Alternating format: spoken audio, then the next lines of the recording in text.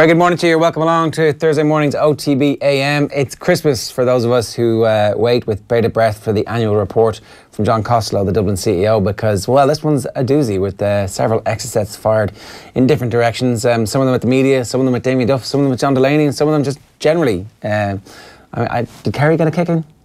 No. Ah, obviously you're not relevant anymore. Oh, this thing of that. He must have thought, I'm going to say it's a full chapter here about Kerry and Kerry pundits. Cut it out. They don't matter anymore. I think Pat Spillane gets a bit of a kicking. But okay, well, he gets kicked by his own. That counts. All right, so we'll talk about that a little bit later on as well. We're also going to talk to Kevin Kilbane about last night's football and some of the other big stories doing the rounds in the world of sport today, one of which happened last night on Wednesday Night Rugby. The World Players Representative Body have done a survey of all of their members, and they're talking to them about, there's what's coming up. So Rocky Rossmuck's coming your way at 9:10. A sensational interview with Sean O'Manion. Painkillers and sport, we'll talk about that in some more detail at around about 8:45. Going to get into that now. Football, Kevin Kilbane at 8:25. The Dublin GAA report at 8:05. Darren Cleary is going to come in and translate the Dublinese for us so that we can actually understand exactly what it is that John Costello is saying when he wonders aloud if perhaps his managerial team should run towards Hill 16 and throw their ties into the crowd. Who could he possibly be referring to in Irish sport about throwing ties into the crowd? What a random thing to include in the report. What a thing of beauty that you're able to just drop that in there. Anyway, we'll get to that a little bit later on. In the meantime, last night, as I was saying, Brian O'Driscoll was in studio with Joe talking about the International Players Association's survey, and there's loads of good stuff in this. The fact that 25% of players would still hide head injuries was one of the top lines coming out today. Yesterday they were talking about painkillers specifically, and the notion that players are coming under pressure to play. That conversation then became a conversation about painkillers, and Brian talked about taking cocodamol, ibuprofen and diphene. Keith Wood was also on the line. So that's really worth going back and listening to. You should subscribe to all our rugby podcasts wherever you get your podcasts, and you can listen back in full detail to it. But what struck me a little bit about it was it wasn't in any way surprising. No. The one thing that did surprise me was the anecdotal evidence in that report that there was like butler service on a lot of these team buses where it's like pill, and that kind of surprised me a little bit. Kind of like a man in a bow tie offering people pills. Other than that, sounds like one of those dodgy clubs you were in Berlin. Well, it's less butler service in that situation. But yeah, not surprising whatsoever that it's like, have we heard this before? Probably not the specific thing, not specifically from Brian O'Driscoll, but no, we've definitely heard different versions. And the fact that, yeah, exactly. I think that's like it's now. So there was anecdotal evidence that was out in a report that had come out the previous day from the players' survey, and you link the two things together, and then it's like it just seems to be happening in rugby. Although definitely there was a sense that things have tightened up since even in the interim between Brian's retirement and now. But yeah, look, like the notion of players taking painkillers and popping them and thinking that there's not going to be any repercussions is something that is particularly interesting. So I do wonder though if this happens in every sport. If actually, so obviously rugby, there's a physical toll because the hits are so big and the athletes are so spectacularly huge, and especially the way the tackle laws were up until recently, you could smack into somebody full force and you would just be expected to get up and get on with it. But I would suspect that there's a lot of this happening in GAA. There's a lot of it happening in football as well, in soccer, at whatever level you're playing at. Like we're hearing anecdotal stories in GAA of players taking it to get through second halves of games because they have injuries, and I wonder ultimately if this is anything that is you can put a lid on, you can stop. Like in sports culture, is this the same as somebody waving an imaginary card or trying to, like, do you know what I mean? You can't legislate for this in a way that's going to have anything stop it. I don't know how you begin to change the culture, I guess is what I'm trying to say. Yeah, like just your point on why this wouldn't be happening in GAA, I would say it's potentially more likely to happen in GAA because first of all, you've got a suite of professionals advising you what you should or shouldn't take in a rugby department at least. So when Brian O'Driscoll speaks last night about that, he says it became a matter of habit. So in fairness, you play more games, you play more professional matches, and something works for him, and he says, well, I'm going to do this before every match. Now in fairness, you don't have that as much in the GAA, it's much more irregular. But at the same time, there is more of a culture of like, you're grand, get up and, run it off, that sort of thing. And if there's a pill there to be taken that'll help you run it off quicker, then all the better. But on top of that, I guess there's less proof for the fact that you're actually injured or that something actually might be wrong with you, that I guess in professional sport, the decision is often taken out of your hands. Whereas in club GAA in particular, the decision is left in your own hands as to whether or not you're well enough to play on, that the only thing that'll keep you down is a broken leg or you're knocked out cold. So I don't see any reason why this wouldn't be prevalent in Gaelic games. It does deliver a competitive advantage, and it is, I guess you could say, legal. It's fully over the counter with a lot of these sort of things. So why wouldn't you take advantage of, I'm not going to call it a loophole, but this sort of ability to do something that may be frowned upon morally, but legally you can stand over and say, there's nothing wrong with what I did. Yeah, there's definitely a grey moral area when it comes to this type of stuff, that people, it's not as black and white as I take this thing, I get better. So I will be able to run faster, I will be able to, over a period of time, my personal best will improve if I take this course of dope, so illegal stuff. Whereas this is, I feel pain, I'm going to play without as much pain as I possibly can, or I'm going to play with as much pain as I can possibly muster. That's where I think you're going to find most athletes go, well, if they didn't tell me I couldn't do this, I'm going to do it. Mm-hmm. Because we've created a culture where that's their job. Yeah, for sure. The question also is, what is performance enhancement here? And Brian was saying on the show last night that this would help him get closer to 100%. And I don't know, if there's something out there that can help you get closer to 100%, it's going to enhance performance, obviously. And if you can control as close as you can possibly get to your best, then it's a thing that you're obviously going to pursue. Now, I guess this kind of contradicts my earlier point, but if you are a professional athlete, then do you see it as a duty? Do you see it as your job? Do you see it as a duty to your family to take what is necessary so that you're closer to 100%, so that you're closer to fulfilling, to doing a day's work? You do, and then that's where the slippery slope is like, ooh, is it actually my duty to take? And so this is what we talk about when we're talking about the underage rugby situation in South Africa, where parents and teachers are doping their kids to get them professional contracts. It's like, well, everybody else is doing this, so you have to do it. And once that happens, the whole thing is absolutely screwed. There's no way back from that. And you've seen that that's effectively what happened to athletics and cycling. And I can see where you make the argument that it's not like it's a gateway drug, but it's a slippery slope for, you're like, well, all I'm doing is making myself available. Yeah. So then an injury happens to you and a bit of HGH gets you back from the injury quicker. You're like, well, it's not EPO. It's just a bit of HGH to get my muscles back. My shoulder will never work again. But if I get a bit of human growth hormone into me, lo and behold, look, I can lift my arm again. But the thing about the South African schools is that this is all outside of the books. It's all off the books. This thing of HGH, and I would imagine there's EPO being taken rather, and numerous illicit substances being taken in South African schoolboy rugby. We know this. Is it better for us to have a control over this, which comes from drugs that are legal, as in accepting the issue and saying, right, take what you want and let the doctors have the responsibility to say what is right and what is wrong? If you ban everything, then why are you then suddenly going outside of the rules to take just painkillers? If painkillers are illegal as a professional sports person, why are you taking just the painkillers and not something stronger? It's that question, right? Like, why should painkillers be illegal? Well, I'm saying, how do we address this issue? I don't know, but that is the question. It's one option. Like, why should painkillers be illegal? So coming in here today, if I've got a headache, I can take an ibuprofen and I can do my job. What's the difference if, like, I'm a footballer and I have a headache and I want to take something before I go out? Should I, because of the accidental thing where I have a headache while I'm playing or in the hour and a half before the game, should I be prevented from doing my job and my entire career is on the line? Maybe it's not.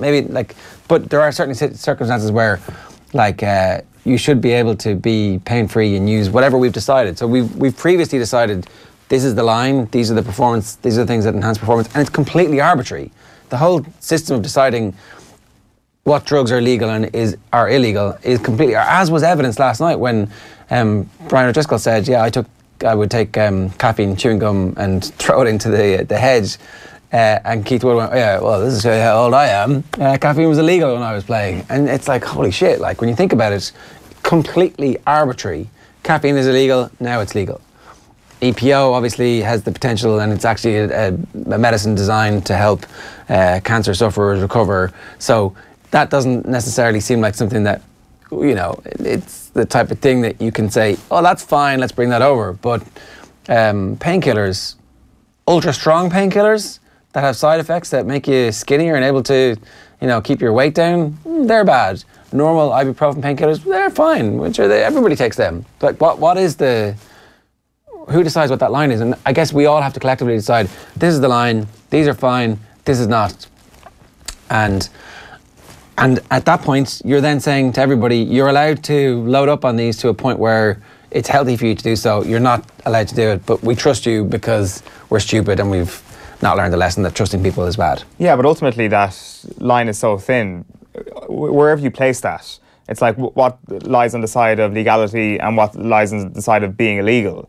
No matter what direction you move that line in, there is going to be a very thin distance between what is legal and what is illegal, and therefore you will have quite a sizable grey area no matter where you move that. And it is the fact that you say it is arbitrary in terms of making the decisions on that. That will always lead to a grey area. I can't personally see any sort of realistic solution where you remove the grey area. Either you legalise everything or you make everything illegal. That is the only way you're going to remove the grey area, is it not? I don't think so. I think that there's definitely, you accept that stuff that is legal will be taken and potentially abused, but that the benefits from it are not so great that it's performance enhancing. There's like the moral gymnastics of this whole thing, or else you do decide that everything is illegal and then professional sports people are prevented from taking paracetamol even though no one really thinks that, like... Okay, so let's change it from, say, a headache. So let's change it from headache to body ache, so which is obviously more relevant to a sports person. General body soreness. General body soreness. So you would be expected to pick up some general body soreness at some point in a pretty battering and bruising rugby season. Yeah. So should it not be the case that you are expected to go through the troughs, you're expected to take it on the chin and play through it? Or in some cases, if you're not able to play through it, you've got to sit on the bench or you've got to be out of the squad for that week. Now, does that discriminate against players who have a higher or a lower pain threshold? Maybe it does. I don't know. But perhaps that's one way of getting around it. But when you think of it... But is that unfair? Well, like... Because the idea of being pain-free is not performance enhancing in some people. Well, you're saying that people should be prevented from doing their jobs, right, effectively, and no doubt most contracts have... That's part of the job. Win and performance bonuses. Yeah, but like... fair enough, right? And I'm sure lots of people actually do think that you shouldn't be able to take that. But ultimately, what do you think the player's going to do? This is not going to show up in any tests. So what are they going to do? Are they going to go around the back and go, give me some of the diping? Or should that be... like properly administered and go, well, you've already taken 14 in the last 3 weeks. I don't think we're going to give you any more. Do you accept that this is going to happen and deal with it properly and have an education program, or do you just say, you can't have anything, and then obviously everybody takes it anyway? Well, the most interesting thing you said there was, you've already taken 14 of them this season, we're not going to give you anything. At what point then does it become an independent process from the individual athlete away from the team doctor? At least with the butler service on the team bus, there is a team doctor looking after and at least making some sort of mental note as to who is taking what. Yeah. If that butler is suddenly saying to the people on the bus, no, you've taken 14 of them, and that player's like, I'm going to lose my place unless I play this weekend, are they not going, even if it's purely legal stuff that they're going to get, are they not going around their team doctor? Maybe there's more trust in the rugby culture than I offer you James Woods in Any Given Sunday as the doctor in my head anytime any of this is coming up. It's like, get out there, champ. There's a good piece in the Examiner today. We'll get to the papers now because this is all over the papers, so we're bringing these papers now. OTB AM. Thanks to screwfix.ie. Championing the trade with a dedicated call centre. Bringing the headlines in a minute, but I just want to go straight to this. So, All Black Daniel's message finally hitting home is on Peter Jackson's column in the Examiner. So, this is a book which was written 10 years ago by a guy called John Daniel, who ended up, he was playing for the All Black under-21s, New Zealand under-21s against Australia in '92. I comprehensively buggered my shoulder in a tackle. The other lock had already gone off, so there were no more replacements, but I was really feeling it. Team physio had a look and said, the coach wants you to tough it out. Under 20s, under 21, 1992. his shoulder's completely screwed. This is the sort of thing young men dream of. 20 minutes to go, a hard-fought victory beckoning against the hated Australians in front of thousands of people, and New Zealand needs you to tough it out. I mean, it's exactly the type of situation you're like, yeah, I will, I got to tough it out. And so he did, and completely screwed his shoulder. Now, I don't know, maybe that doesn't happen anymore. Maybe in properly run systems, people look at, oh, you're actually a really talented young player, and we're not going to have you out of the game for an entire year just to try and win this meaningless under-21 game. Maybe that doesn't happen as much anymore, but I would say in the Premiership in England, if you're like 3 months left in your contract and that situation arrives, the physio's out to you going, you need to get your contract renewed. Do you want to play the last 20 minutes? Do you want to come off? What do you want to do? Like, it's obviously happening. And this has happened in professional sport all the way back. What's the rugby movie? I've just forgotten the name of it, with the rugby league movie where Richard Harris breaks his teeth. We'll think of it in a minute.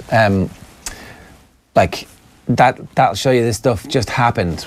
This sporting life, yeah, amazing stuff. You should watch it. And I don't know, I just feel like this is it's definitely absolutely worth bringing it out and talking about it and giving everybody the information. But the thing that came through was that everybody said that they would do it again. Now I don't know if this guy Hamill does it again. John Daniel does it again at the under-21 game. But I'd say in his last few matches trying to get a contract for the next season, he's like, yeah, I'll just recuperate over the summer. I wonder what would happen if you mic'd physios up in the Gallagher Premiership. It's an early bath for you, Cantona, my son. Right, so the Irish Times, Lingard earns United the luck of the draw on a night of errors. That's Daniel Taylor's report from the 2-2 draw. Jesse Lingard scoring after 69 minutes. Nice. United find their shape but not their consistency. Some of Mourinho's changes paid off, but he still hasn't regained control, says Jamie Jackson's analysis piece there. Chelsea obviously beaten. Spurs regaining a bit of form by beating hapless Southampton.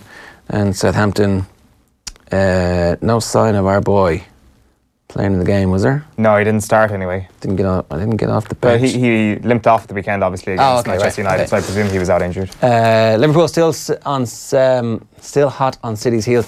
The great story of Muhammad Ali's, there's a very short 30 for 30, which probably didn't get enough play, where Muhammad Ali is negotiating in Beirut to free some American hostages in 1985, and apparently himself and the George Bush Sr. Became mates. Well, I don't know if they became mates. I didn't actually get that bit. Led to unlikely Bush friendship, so maybe they did. That's Dave Hannigan's piece today. Well worth a look if you want to excavate any part of that. And then the Irish Times obviously running with the Brian O'Driscoll story from last night. O'Driscoll opens up on frequent use of legal painkillers. Conversation has started. That's the main kind of takeaway from this today, because it's in all of the newspapers. And we'll get to the... It almost became like a habit. O'Driscoll reveals painkiller use. It's the headline of Rory O'Connor's piece. Firmino turns the tide. Reds keep pressure on City, but club calls for more protection after Gomez injury. Fanning firm over Dacia hosting Munster ties. So Waterford hurling boss Pádraig Fanning has no intention of losing home advantage for their 2019 Munster Senior Hurling Championship round robin games, and insists they will either play in Waterford City or elsewhere in the county. Now, Waterford, I presume, have been looking at what happened last year and said, we took our games away, didn't play well, lost them, completely gave up home advantage. Kildare got to play Mayo and beat them at home. Imagine what a game in Waterford, irrespective of what the conditions are like, would be. Imagine the feverish atmosphere when this Waterford team next year, like playing for their legacy, playing for their place in the game, playing not to be a team who blew their chance at being great. Imagine what that would be like if they could get a home game or two. Like, come on, they've got to do it, right? Yeah, like the middle ground here is obviously Nolan Park. That they have that example now of a Leinster final replay being played in Munster. So why can't a Munster round robin game, or 2 or 3, be played in Nolan Park? Good question, Owen. That's a good question. Why do you think? Coming from Munster as you do, what do you think it is about? What do you think it is that's stopping that? Well, like Munster constantly can take gate receipts, And they're not, like, you're obviously going to stress here, it's a money thing. Munster don't want. No, I just think it's Munster contrariness. There's no contrarians in Munster. No. That's just a myth. We're all very sensible people. Yeah, okay, so that's the story there. Yeah, so that's that. And the front of the Examiner, Theatre of Screams, pantomime defending as United and Arsenal draw at Old Trafford. Liverpool close the gap on City. They don't really, they keep the gap exactly where it was. Tommy Martin above the masthead there, finding the meaning of GAA life on the beer in Gweedore. And you were saying off air, you think Tommy Martin's column might be one of the most underrated things in the Irish media at the moment. Yeah, he is very funny. He describes on the beer as being kind of like being unemployed or being a Buddhist. It's a state of mind. When one is on the beer, one becomes at one with the beer. Think Buddhism, but with Smirnoff Ice and cheese and onion crisps.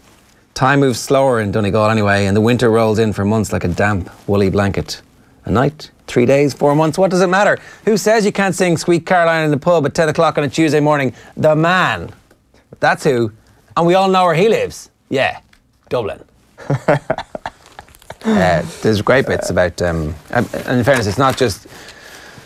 Even if it was exclusively comedy, it would definitely be worth reading. But it's not just. There's some important points about the role that the GAA clubs play at the fabric of a community, kind of just keeping them together. It was kind of the point that we were making yesterday about... Mullinalachta. Is that right, Tommy? Tommy was giving out to me all show yesterday.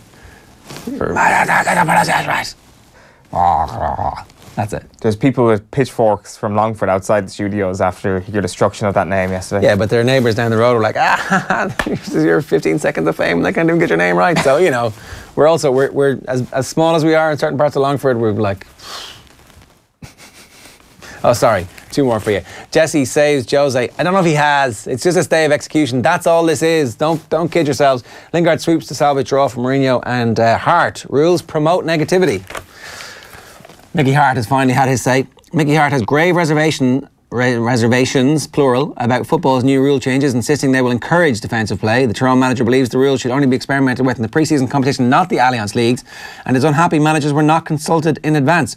I don't see them affecting the game positively the way the people bringing them in think they will do. There's a potential for them to clog things up even more and lend itself to more defensive football. He's right.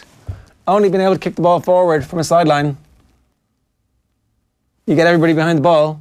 Ball can't go anywhere else. Has to be, it's just going to lead to... You got to kick to touch. I mean, it might actually be the best kicking to touch around the, 21. If you could just get it, it's like, boom. I mean, that's a great tactic. I hadn't even thought of that. Well, the crowd goes wild then, at more times than they tend to go wild at the moment in... Because there's actually something to... good kicking to touch. Yeah. Imagine if this results in people kicking to touch. But there is no other option. If everybody's marked up, and say you're 1 point up late in the game... You kick to touch, mark everybody up. You've got a man advantage. Quickly. Everybody's ready to push up as soon as you've got the... You've got a man advantage because the guy kicking the ball's off the pitch. Yeah. And he can't kick it back to the goalkeeper. Yeah. Or you can try and kick it over the hole. Oh, no, I'm saying if you have the ball and you've got the sideline and you're 1 point up, you kick the touch, and that way they're in the sideline and they've got to kick forward. So you kick it, you kick like a banana shot.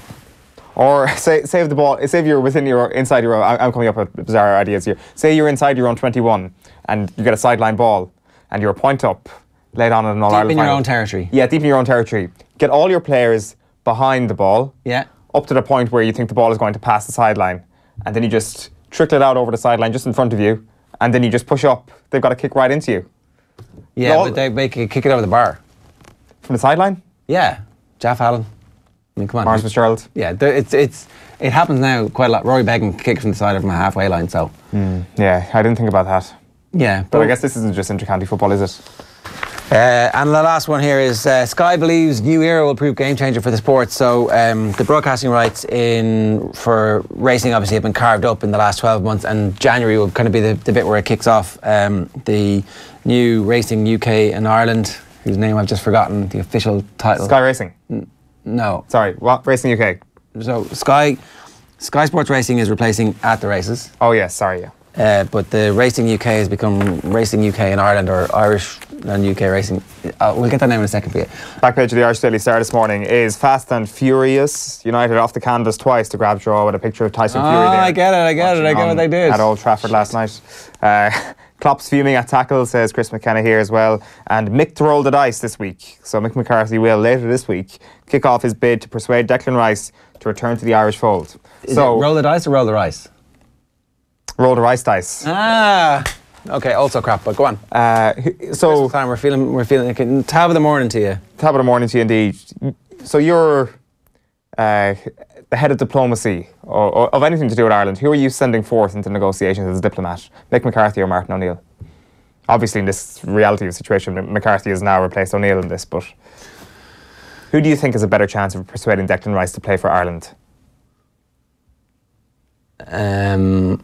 I mean, you'd have to do some deep, dark web research on Declan Rice, what he likes and what he dislikes, and who is the decision maker here? Is it him? Is it his new agent, or is it his dad? Is it him? And if it's him, is Robbie Keane being there actually better than Roy Keane? When you think about it, yeah, maybe it. I wonder, will Mick McCarthy show up to a boardroom to meet Declan Rice, and it'll just be the back of a chair, and the chair will spin around, and it'll be David Gold stroking a cat, saying the decision's already been made, and Declan Rice is nowhere to be seen. Off you go, Mick. We could make that Bond flick. Back page of the Mirror this morning is lucky 13 for Jose. Lingard saves Red seconds after going behind, but their winless run goes on after a match of fire and fury. Another Tyson Fury pun there. And another one here. Punch and Moody. Jose hails fight after Pog and Rom axed, says the back of the Irish Sun. And the Herald this morning is United lend a nick of time. Red Devils peg Arsenal back twice, while Liverpool come back at Burnley. If you're Jose Mourinho, you want to keep the job, what do you do? How do you keep it?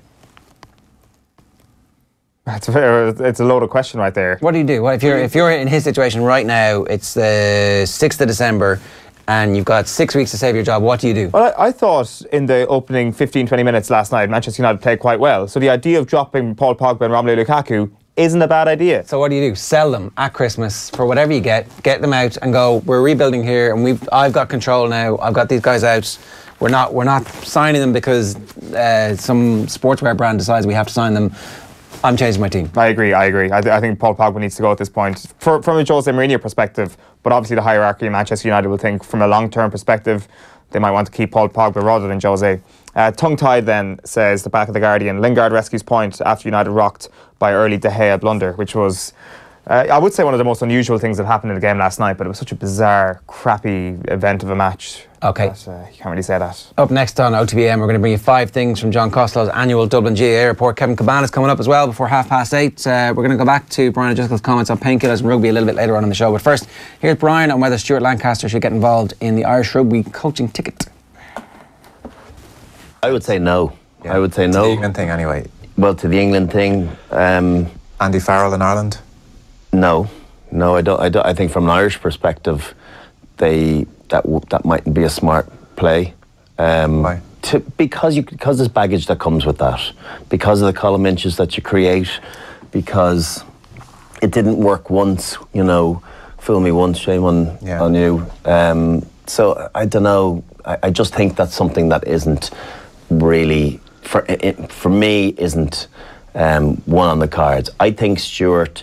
I do believe I probably know him a little bit better than Keith. He's been an incredibly generous coach to me as a pundit and trying to understand the nuances of the game and the evolution of the game over the last 4 years.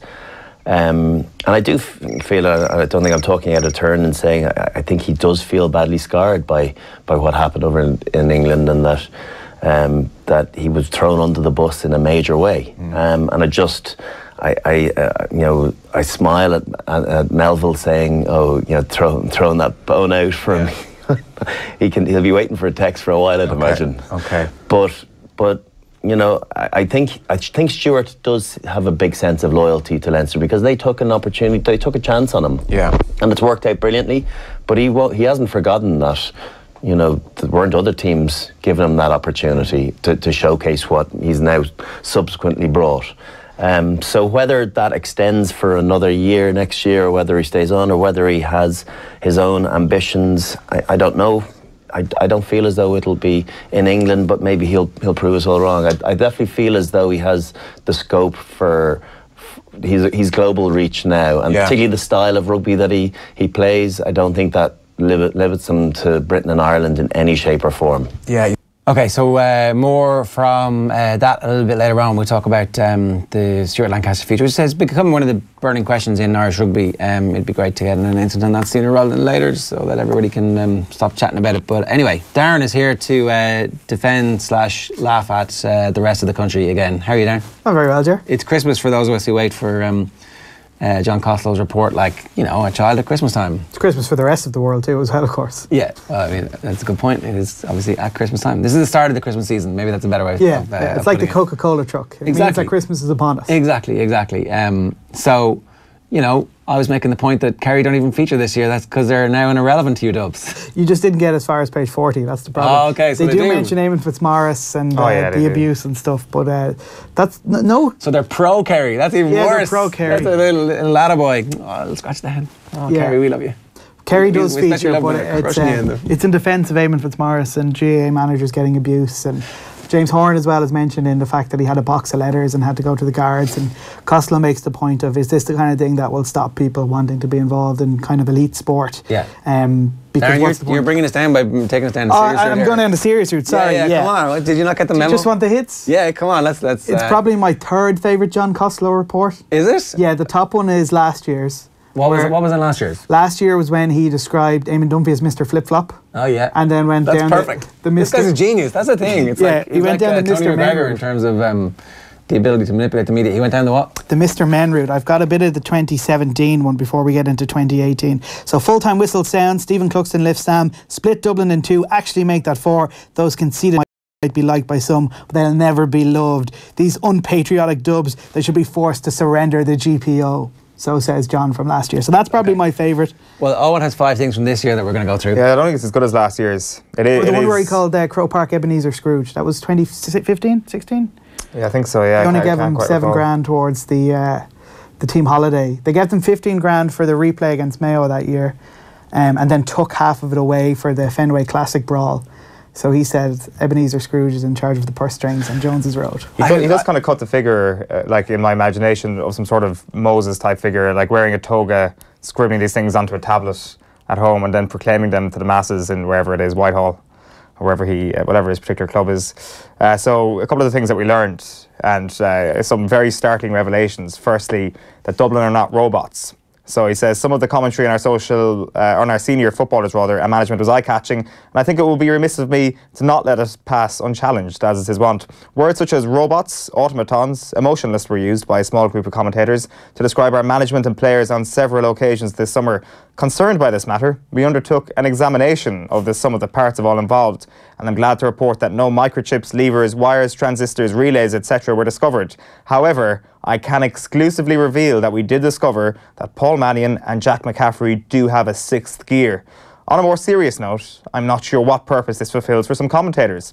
When we were less successful, we were ridiculed for being too showy, etc. Now it is the opposite.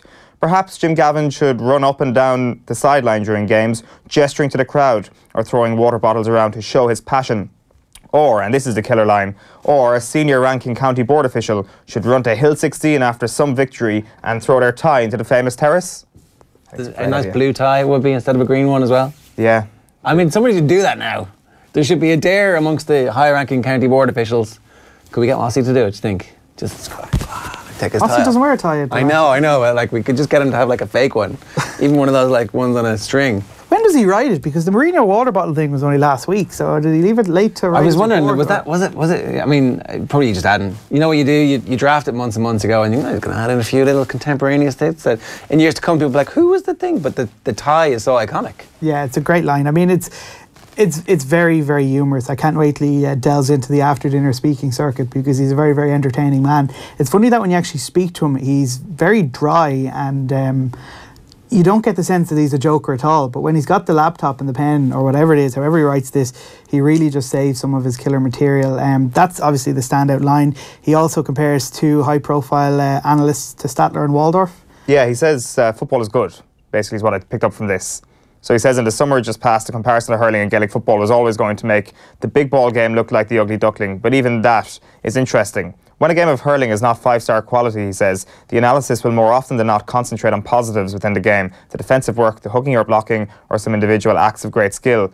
Less so in football, reckons Costello, where the implementation of defensive tactics makes it a more difficult game to score in, and such strategies seldom enjoy success in hurling because of the long-range accuracy of players on summer days.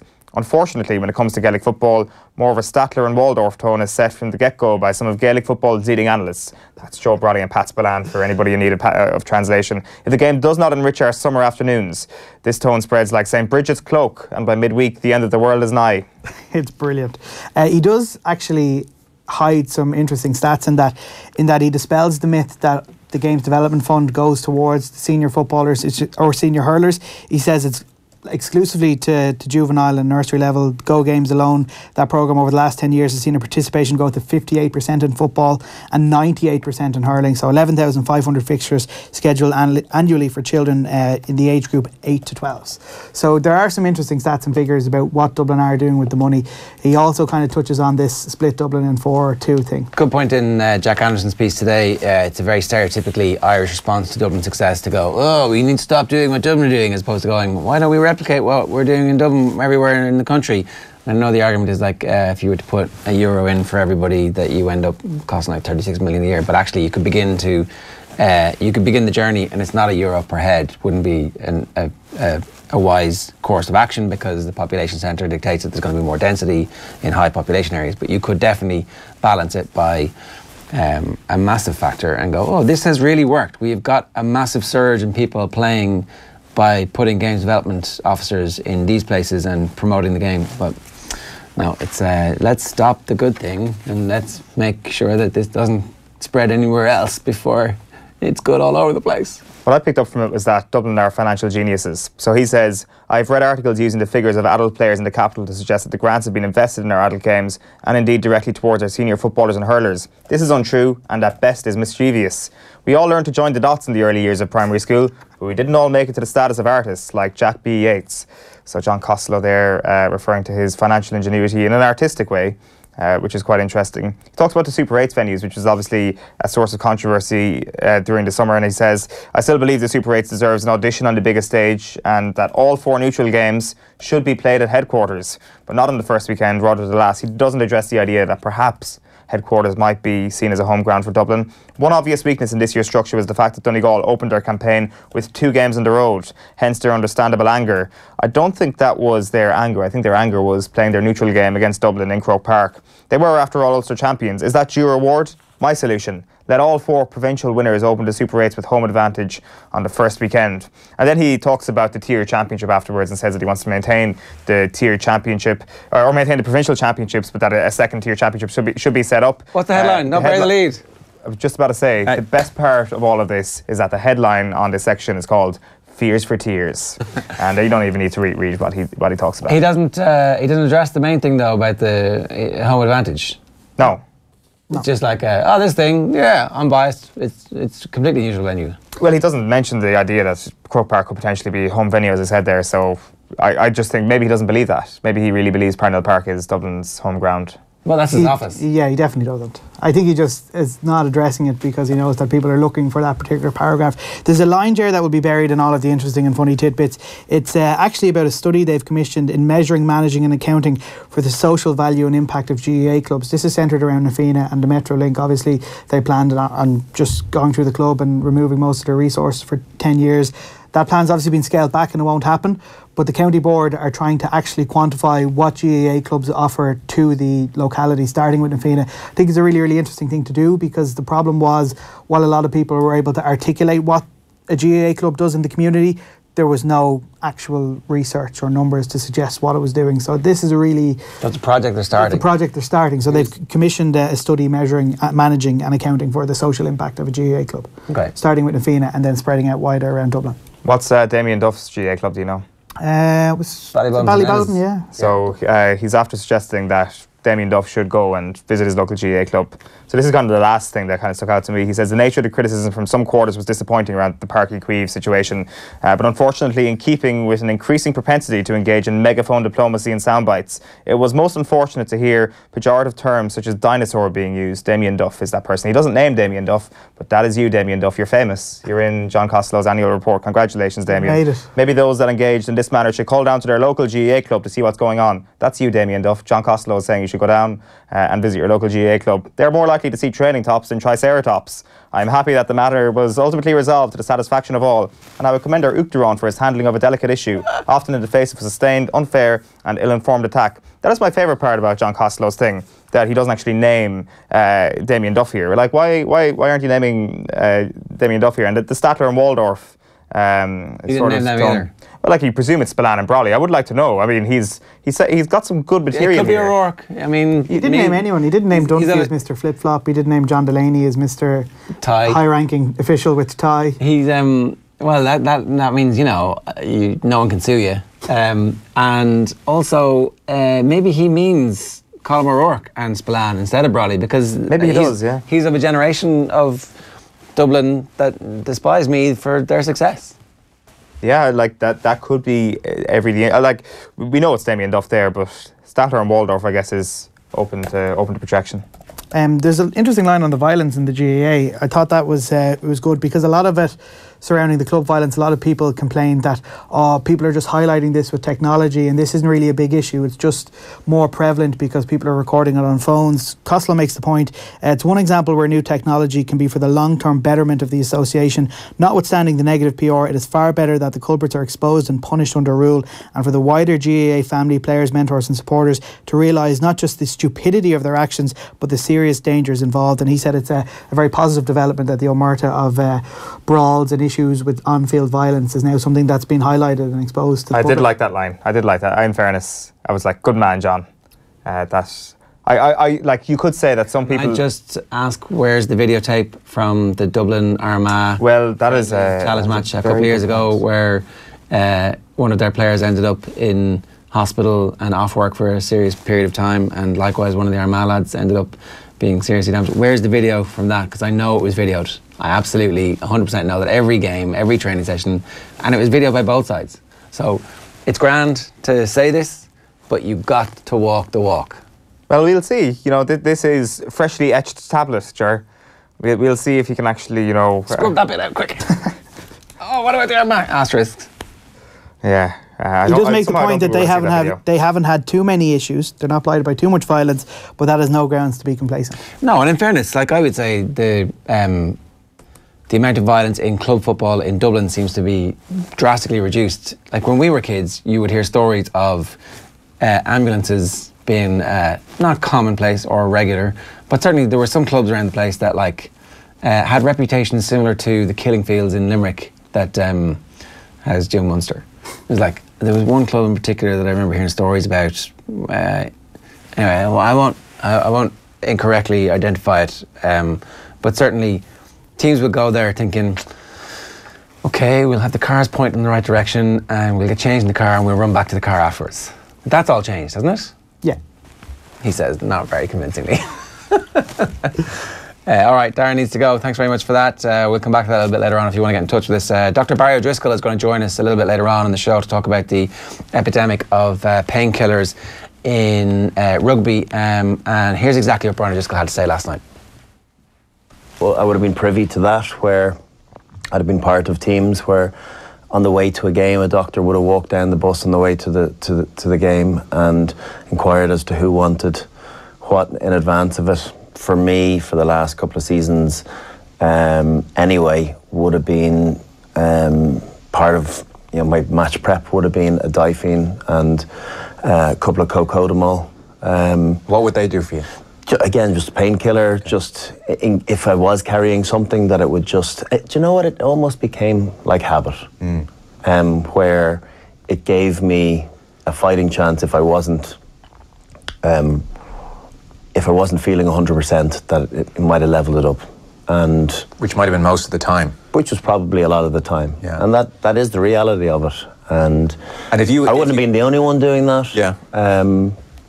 It was usually the older players, just to try and get you, balance the equilibrium almost of feeling okay. And then I'm sure at times without, in my subconscious, I would have taken it because it became part and parcel, where maybe I could have done without it. But again, if it's perfectly legal and there's no need for TUEs, or any of that. You know, like, yeah, give yourself a chance of playing your best game. So it was almost akin to your glucose drink and your energy drink and your whatever. I also had caffeine before games. Yeah. You know, I'd have three little tablets of caffeine, like chewing gum. You know, chew them for a certain period of time. But like, you get into a routine where I knew exactly what I did. I had it down to the final seconds, chewing, and as soon as I ran out onto the pitch, I'd bin it. Brad just got speaking last night on Off the Ball on Wednesday Night Rugby. Now, Kevin Kilbane joins us. Kevin, we were going to talk football with you. Obviously, we will. But before we get to that, good morning to you first. And secondly, what was your relationship with Diphene and Painkillers in your playing career? Yeah, good morning, lads. How are you keeping? All well? You looking well? Oh, hardly. I'm just up, not too long up actually, so it's all good. Do you know what? My relationship with drugs. Do you know what? I wouldn't necessarily say it was. My relationship was as regular as Brian was saying there, but I think across football, I think painkilling, injections, all this type of thing is regular enough. It was regular enough, certainly across the course of my career. I think myself, from a personal point of view, I mean, you lads know I struggled with my back towards the back end of my career, so there was certainly certain painkillers, anti-inflammatories that I would have been taking towards the back end of my career. I remember once struggling with a shoulder injury that I had for around about 2 or 3 months, and I'd regularly take injections. That was basically just a painkiller just to try and get through games. So yeah, there was occasions. I wouldn't necessarily say I took it as regularly as that. Listening to Brian there saying, I think there were certain players that were certainly like that, where it was almost as if you were ready for a game. Just you've got a slight little bit of pain. I'll take an injection, or I will take some form of painkiller, anti-inflammatory, or whatever it would be, to get yourself through a game. There were certain players that certainly used to do that. Yeah. And just, do you know what was in the injections, or do you just go to the doc and say, "Zap me there, doc"? Yeah, that's probably how it was. Yeah, give us an injection and just get me through the game. That's probably how it was. I think you're putting the trust in the medical staff. You're putting the trust in people around you. That's kind of how it was, Jay. Yeah. And so, would they ever come to you and say, "Does anybody need stuff?" Because Brian tells the story of like a frisbee dish of cocktail stuff coming down, basically, and it's like in the report. Yeah, it's in the report. Sorry. He said I would certainly have a similar experience of that. The doc coming down the bus saying, "Does anybody need anything?" Not to incorrectly attribute that. So would that have been saying the doc comes and goes, "Who needs what?" No, not necessarily that. It would have probably been certain players asking for it. So, you know, say you're on a bus to a game, what would it be? Probably coming up then for around about an hour and a half before kick-off, 2 hours, hour and a half. And the doc would go to certain players who've asked for medication, but it would have been considerable. It wouldn't be 1 or 2. It would be maybe half a dozen to 10 of the squad that would have been taking medication, something like that. Yeah. And do you know what it was? Was it Diphene? Was it cocodamol? Was it? Yeah. We would have known what that would have been. Certainly the drugs that would have been taken, whether it would have been cocodamol, whether it would have been certain drugs, it would have been. They say anti-inflammatory, would have been taking paracetamol off the back of it to try and make it more effective. Yes, we would have been told what it was we were actually taking. Yes. Yeah. Okay. And at any point did anybody ever go, "This is kind of like doping," or was there no sense of that at all?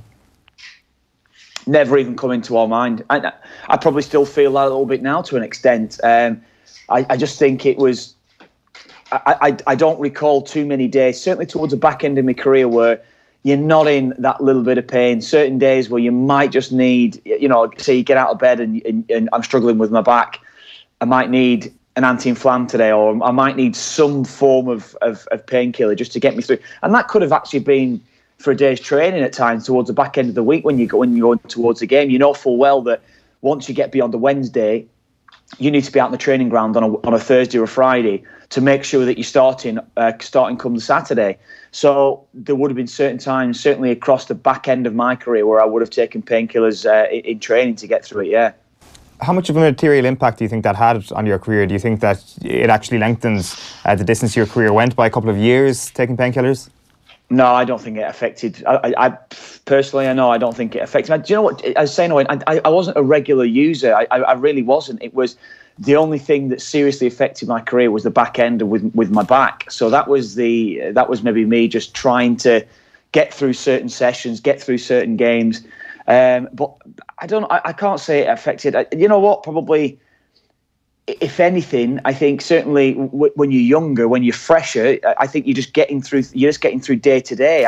I don't recall really taking any form of painkiller before the age of probably 25. That's the way that it was. So, but once you feel a little bit older and you're starting to feel a little bit more knocks on a regular basis, I think that's what it was. So I don't think it affected my career one way or another. I genuinely feel that. And how did the atmosphere change in dressing rooms towards painkillers throughout your career? Like, was it more of an acceptance, much more of an acceptance later on in your career with more people doing them than it was at the start? No, I think I don't think it probably changed across the course of my career. Certainly, when I first came in, if I'm thinking back when I was at Preston and we were hearing of cortisone injections and things like this, where players seemed to struggle. But that definitely went out of the game. It was phased out of the game as I got older, as it was. So, no, I don't feel as though that. I don't think the attitude towards drugs, certainly medication, oral medication, anyways, that certainly didn't change across the course of my career. It was always there if necessary. If you wanted it, take it. If not, don't have it. That was it. Yeah, the cortisone thing is kind of like the 70s and 80s and very early 90s is like people getting cortisone injections and playing through horrific injuries and ultimately killing their careers. Like there's a suggestion that would have happened to some of the world's best footballers, the ankle injuries in particular. You get a zap of cortisone into the infected area, suddenly you don't feel it, away you go, you come back, and then next week you can't move. That's gone by the time you're starting, or is there anything similar? Like, are the injections you're getting like into the affected area, or just a kind of into your shoulder, and it's just basically a diphenine? Diphenine is what you're saying, Joe. That was kind of it. I remember once I took an injection into my shoulder, but predominantly it was painkiller into my backside. Basically, it was a strong course of painkiller, which probably you say would have been. Do you know what I mean? Off the top of my head now, because it seems that long ago. It is that long ago, essentially. Really, it would have been some form of painkiller, just a little shot into the back, into my arse. Tramadol. And away you go. Did you ever get tramadol? Heard of it. I don't recall actually being given it, Ger. Honestly, I don't know. Again, I think because you are quite naive to these names that you're talking about there. Tramadol, whatever it will be. I mean, I think you mentioned cortisone there. When I first came in, I came out of school in '93. Cortisone then was a no-no, but you were still hearing stories of people around Europe that perhaps still were taking it. Yeah. But no, certainly when I was at Preston, and again, we were a League 2 club as it was then, Division 3, nobody was taking cortisone at that stage, no. Yeah, okay. Because the argument being put forward in it, like it's I totally understand the argument is that, one of your skills, for example, was your engine and your endurance, and that's one of the things that marks you out against one of your opponents. But if one of your opponents is taking painkillers to get them through the last 10 minutes, suddenly your natural advantage disappears, and that's kind of the whole point of the sport. Yeah, it's true. I just think that probably the culture within the game, it was just get through a game. I think we're thinking on it. I'm thinking in my head, and I think most people in general are thinking: is it gonna help your first touch? Is it gonna help you be able to concentrate and score a goal from 25 yards? Probably argue it maybe concentration wise towards the back end of the game because you're feeling better about yourself. I'd probably say yes. You probably could have an argument with that, but I don't know. I wouldn't necessarily see it as doping. I said the only thing that I struggled with towards the back end of my career was my back, and that was the only thing where I felt as though that I needed something to help me get through a session or get through a game. So did I see that as doping? I generally didn't see it as doping at the time. No, I didn't. I think probably now as I've got a little bit older, you may be thinking back, perhaps so, but I don't, Ger. I don't necessarily see it like that. No, not in a major way. No. I know. I totally see both sides of this. And in a sport like rugby, where one of the whole points is to be able to withstand the pain of somebody's hits, if the zap from the diphenine or whatever pre-match is going to help you withstand the hit, then maybe it is. But I definitely also see the point that, like, traditionally we've all been conditioned to think of doping as the type of thing that makes you last a percentage longer in terms of endurance, to be able to train in the months in advance, to hone your skill set. Like it's a course of doping as opposed to that. But like, look, I don't know, maybe these are interesting conversations to result in. No, it is an interesting conversation. I think the whole culture of certainly modern sport, I think it's definitely changed. Where you'll probably hear things now where young lads coming into the game, 18, 19, 20, where if they've got any sort of problem injury-wise, they're basically pulled from a session, they're pulled from a game at the weekend. Medical team are cautious. I mean, Alan Burney we would have had with Ireland would have been very much along those sort of lines, very, very cautious with our bodies. I think it would have been the case of, look, we'll pull you out of there. No, we're not taking any risk with you. That's kind of how the certain modern day games are. And I think maybe lads from my generation would have been looking back thinking sometimes you just got to get through it. You got to get through it. Take an injection and get through it, or take anti-inflammatories, take painkillers, and just get through the game. But I think a player is so much more aware of his body now. And are your teammates and your contemporaries, are they suffering from bad hips and knees, or has that not quite happened to your generation yet? Oh yeah, no, lads. Ex-teammate of mine, probably early 40s, really struggling with his hips, being told he's probably going to need hip replacement before he's 50, which is it's ridiculous, really. I know lads, knees. You'll need to speak to Stephen Reid off the top of my head, really, there, how, chronic knee trouble, even if he wants to go and play out for a bit of fun now, 5-a-side, 8-a-side, he's going to struggle. And I'd probably be the same with my back. Genuinely would be. Sometimes I've got to actually fall out of bed to my side because I can't sit up from a lying position. That type of thing, yeah. You said it was like a trust in medical staff during your playing career, and I'm sure there was. Like, was there ever any mention of the perhaps long-term effects of painkillers or the long-term injuries that you might have? Like that player in question who is going to have a hip replacement before 50, I'm sure there were signs of wear and tear in his hip during the latter end of his playing career. Like, were the medical staff concerned for the long-term well-being, or was it always about the present and the next game? No, I think it was in general. I think the one constant, again, I can only relate it to myself with my back. The physio who I would have had at Hull, I was actually on loan at Derby when my back officially did go. They were basically the conversations that I was having with them and they were having with me. They had children themselves, and the conversation we're having, look, you want to go to the park with your kids. Long-term health is a priority. And I spoke about people who I would respect, certainly the doctors that I would have had, certainly with the national side at club level. I think in general, that conversation would have been had. So I said, cortisone had long gone out of the game. That was the one. It was the big no-no at that time when I was coming in. It was, look, stay clear of this because this could affect your long-term health. I think the drugs that we were taking, I think it was it may prove to be long. It may prove long-term that the drugs that we were taking could have a serious effect on our lives. But I think in general, those conversations would have been had as to the effect of our day-to-day life and how it could affect us just being out with the kids, just doing stuff in the park in general, or whatever it was going to be. Yeah, well, I'm glad to hear that somebody was actually kind of having those conversations with you. I just want to talk a little bit about last night's football. The papers are assuming that the 2-2 draw last night has saved Jose Mourinho's job, but it's a stay of execution, right? That's all. Yeah, it's the way it looks to me. It looks to me dead man walking. That's the way it looks from Mourinho. I mean, I don't know if you watched the game, Ger. I don't know if you watched, but it wasn't the best of games. And you're watching Arsenal at the weekend as well, the way that they played. It certainly was a notch down from that performance against Spurs on Sunday. United was a little bit better. That's all you can say. They're still making dreadful mistakes defensively. It's just the severe lack of quality from United. In midfield, out wide, in wider areas, there's no, I don't know, that certain bit of class that they're lacking.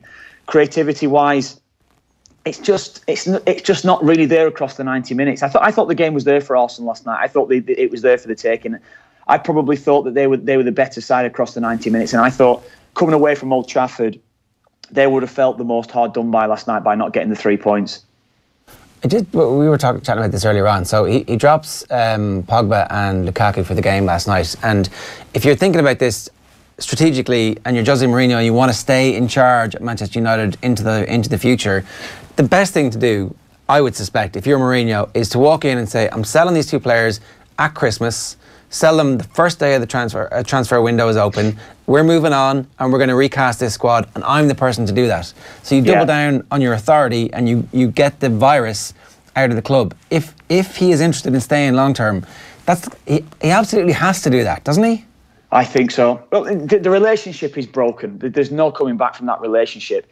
I think you can look at it two ways. I'd be in total agreement from what you're saying, but there might be a suggestion, look, you have to play these players. These players are going to outlive you at the football club. They're going to be around a lot longer than you. But you can clearly see that fractured relationship there. How many times it goes to the bench and you see Pogba and you see Lukaku, the body language, when either one of them, either or is substituted in recent weeks when Pogba's gone off, you can clearly see there's no affection for each other whatsoever. Even Martial, when he was substituted last night, the lack of warmth towards... the lack of warmth towards each other, it's poor, isn't it? Sorry about that. Give us a look. Go on. Say hello. Come here. Maguire, come here. Come on. Up here. What's this? Oh, well trained. He's got his camera shy now. He's got camera shy well now. trained. Yeah. Yeah, so I'm with you. Just to go back to your original point, if he's going to continue at that club long term, he has to get them out. But it just seems to me there's far too many fractured relationships across the club, though, Jay. That's what it is. It's who's going to play for him now? Who's going to play for him long term? It's one mess. And I'm with you. The original point that you'd said to me about it's a stay of execution, without a doubt. It just seems so wrong now, and the performances aren't getting any better. How effective is the idea of player power here from a Paul Pogba perspective? Because Eden Hazard said this at the start of the season. He was pretty open about the idea that, his performances dipped a little bit under Antonio Conte, and he didn't mind too much that dipping of performances was happening because Antonio Conte was about to be booted out the door. At what point does Paul Pogba realise that this might not be the most effective course of action? I might be wrong here, but there may be a situation here where Paul Pogba can't play the Eden Hazard template.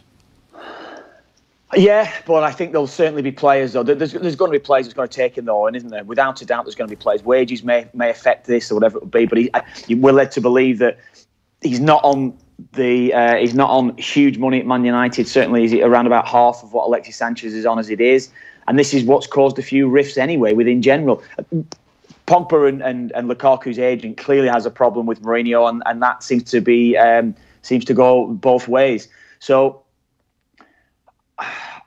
I think the Pogba situation has been coming. It's never really got any better from maybe the first couple of months he's been at the club. It's always been one step forward, two steps back. He come back after the World Cup and it was like, he's ready for a new season. And on the eve of that first game, was it Leicester they played the first game of the season? On the eve of that first game, there was a suggestion that Pogba had asked to leave the club, and all of a sudden then he comes out post-match with his interviews to say, look, I'm committed to the club, I've never been anything but that. But you clearly know there is an issue there. And I think for Pogba it would be best, I think, probably for him to leave the club. He's not suited to Man United. He's not suited. I don't think he's suited to the Premier League. When I've watched him, you look at him physically, you look at him, the attributes that he's got, but nobody's been able to get into Pogba's head to tell him to move the ball quickly. He slows the game down far too readily. And I think that's the same for United's midfield across the board. Nice bit of art behind you there, Kev. This is... Is it? Yeah. I put a few pictures up around the house now. I'm starting to get a bit more settled, It's home, yeah. Yeah. Give us a look at the painting. Go on. Come on. Go on. You got that? A little bit. Oh, yeah. That's nice. Do you do it yourself? Yeah, good one. I don't know. I've had that for a good while. I've had it a good while. Very nice. Are you a bit of an art collector? Is this like the hidden depths? DJ, shopper, coatwear professional, and... No, that's fairly worthless, that, Jay. You know that. I think you know me a bit better than that. Very good. I saw you were rocking the coat. The video went live yesterday. I've taken a bit of a kicking for it. Not much. So have I. So have I, actually. Yeah, I've had a few people actually onto that already. But I've got I don't know if it's an announcement to make, Ger and Eoin, early on this morning. My coat was stolen last Saturday night. You're joking. I'm not joking. My coat was stolen. My car keys went with it. I managed to get my car keys back, actually, and my headphones, my little earbuds, yeah, gone. All gone. And my glasses were stolen as well. So I've had a nightmare. Honestly, stolen last Saturday. How did you get the keys back? Well, this is a strange one. We've actually got CCTV coverage of the coat being taken, and we just went down to the local pub over in Manchester for a couple of drinks when I was over there last weekend, and CCTV footage of the lad taking the coat and picking it up from behind me out of the pub. It was a weird one, but it's been picked up from behind me. It was moved somewhere else. Then it was moved back towards the original position, and then you can clearly see someone just walking out the pub with it last weekend. Yeah, so No. The keys have turned up out close by, so they were actually handed in. So fortunately enough, it was all right. All right. Okay. Well, that's a pity. Maybe Brooks Brothers will take pity on you and send you another one because it was a good call. No, yeah, it was a great call, but no, I'm not. I wasn't hinting at that, by the way. No, I wasn't. No, wink, wink. Oh God, that's terrible. All right. Well, there you go. That was short-lived. Yeah, exactly. It was class as well. Yeah, it managed to get an appearance on Football Focus, so it was all right. I saw that. Well, look. Congratulations on the putting the artwork up because that's a definite sign that you've settled now. And we'll talk to you again real soon. Thanks a million. All right. Cheers, lads. Cheers, boys. Kev joining us this morning with some insight into his career as a footballer and the culture there around taking painkillers as well. We've had a huge response to this morning. So a lot of people have a very simple paradigm for this, as Fergs on Twitter says. Question: does it give an advantage? Answer: yes, therefore it's doping. Is it a fair advantage, I think is the next question. And maybe it's not. Terry Broderick says it's also a common occurrence in amateur sports such as GAA at club level from junior to senior. It is definitely a common occurrence in amateur sport, you know. It has to be. Yeah, exactly. And the games mean so much to players who give up their entire season. I mean, think about it. If you're a GAA player and there's like 2 games a year that really matter and they come in short succession and you get injured in the first one and somebody says, here, take this, it's going to make you feel better for the second one.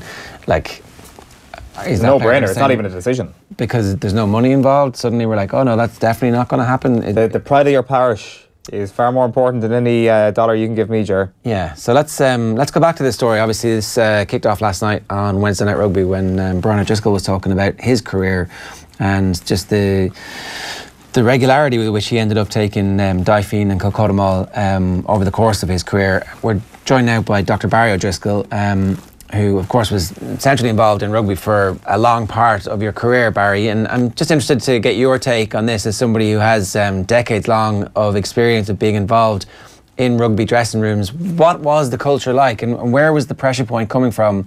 Was it coming from players who wanted to play? Was it coming from coaches? What was your experience of this? Well, my experience was it wasn't nearly as big a problem then, but it was starting to become big. The big thing was, should you ever inject in a player? That's a slightly different thing. But the point about it was, the principle was the same, that a player will take a Difene or a painkiller for a really vital game. And if that will happen. The big problem now is the availability of it, the addiction of it, the size of it. Who's he going to take advice from? And I think that you should hammer home to players that if the simple sort of paracetamol and Difene doesn't give them enough, taking him for 1 or 2 days does not give enough pain relief to enable him to play, he must go no further then. That is the big thing, because it's available everywhere and there's a sort of minor epidemic in it. And as you said, I didn't hear Brian last night, but he was saying that, of course, he did it for vital games, and that will happen. We've got to get a sense of proportion into this. It's neither right nor wrong. We're interested really talking about how you would change a culture from the situation where people are taking these like Smarties effectively, and yes, it's such a difficult situation for a professional sports person to be in, where their livelihood is on the line if they don't play, and if they don't get a next contract, then their family's ability to provide for their family is completely limited. And yet at the same time, there is a duty of care on everybody else to make sure that the player has an afterlife as well. Like, you can see where the tension comes from. Oh, absolutely, the tension is there. And if you start putting too much pressure on that, then the players won't declare. They'll take it privately because they can get it very easily, and they won't even talk about it. So it's a very, very good thing to be talked about. And I still believe that there is a degree and an occasion, and if they're able to talk to it, obviously with a professional footballer, he must talk to the sports physician about it, and everything should be documented. And then you can see if somebody's building up a resistance and are having to take more and more and doing more and more damage to their joint. There was a famous case when I was involved of a player who had a rib cartilage injected, which is a very simple thing to do. And it's bring a rib cartilage. It's very painful. It doesn't do you any damage if you play, but it's very painful. He was injected by the team masseur, and he went into his lung instead. So you've got to be very, very careful of the extreme cases like this. But the everyday case of taking the dicene and paracetamol, players have to have a principle that if they take it for a simple thing like that's giving them a slight pain, but it's not a major joint. That is a problem, and we've all seen major joints being injected. That is when you do real damage. You say the players there should have a principle. Should it be up to the players to have that principle, or should it be up to the medical staff? It has to be both, and that's where the trust between the player and the medical staff. Again, when I was involved, anaesthetics, local injections were banned altogether. This is with the Irish team, and but they were banned generally in the sport. But they were sort of going on into a finger or something for a vital game. You talk about a Six Nations match, or they were being done, but nothing more than that. The trust between the doctor and the player is absolutely vital. But then we're talking about club sides. Every club side does usually have a coach or doctor or physio who the players trust, and they're the ones who've got to have the principles, and that's where we can teach them and get it across. Barry, in retrospect, like looking back now with all the knowledge and information you have acquired, were there times earlier in your career where you might have been like, look, this game is so big, we have to do this, that now as a 20, 25 years down the line, you're like, maybe actually, you know what, if we were to go back and do that again, we would sit you out for that game? Well, what a good question. I suppose it's so subjective that ones that turned out later have had a bit more trouble than we thought might have had. Yeah, of course you did that. You gave them some painkillers, and having played in that game, they were then out for 3 or 4 weeks afterwards as a result. Well, how big was that game? How important were the next 3 or 4 weeks? There are times you think nothing catastrophic ever happened, but it was a question of degree, and that's the trouble. It's not subjective. It's not empirical. You can't take a blood measurement and say, right, this is just below 100, we can inject. It's so much up to interpretation and people's opinions on it, and I just think we have to be very cautious and try and persuade players that they've got to document everything they're taking with whoever is the club doc or the club physio, so you can see if it's creeping in that this player is becoming dependent on these and he's damaging himself more and more each time. That's the vital thing. Okay, Dr. Barry Driscoll, great to have you with us this morning. Thanks very much for taking our call.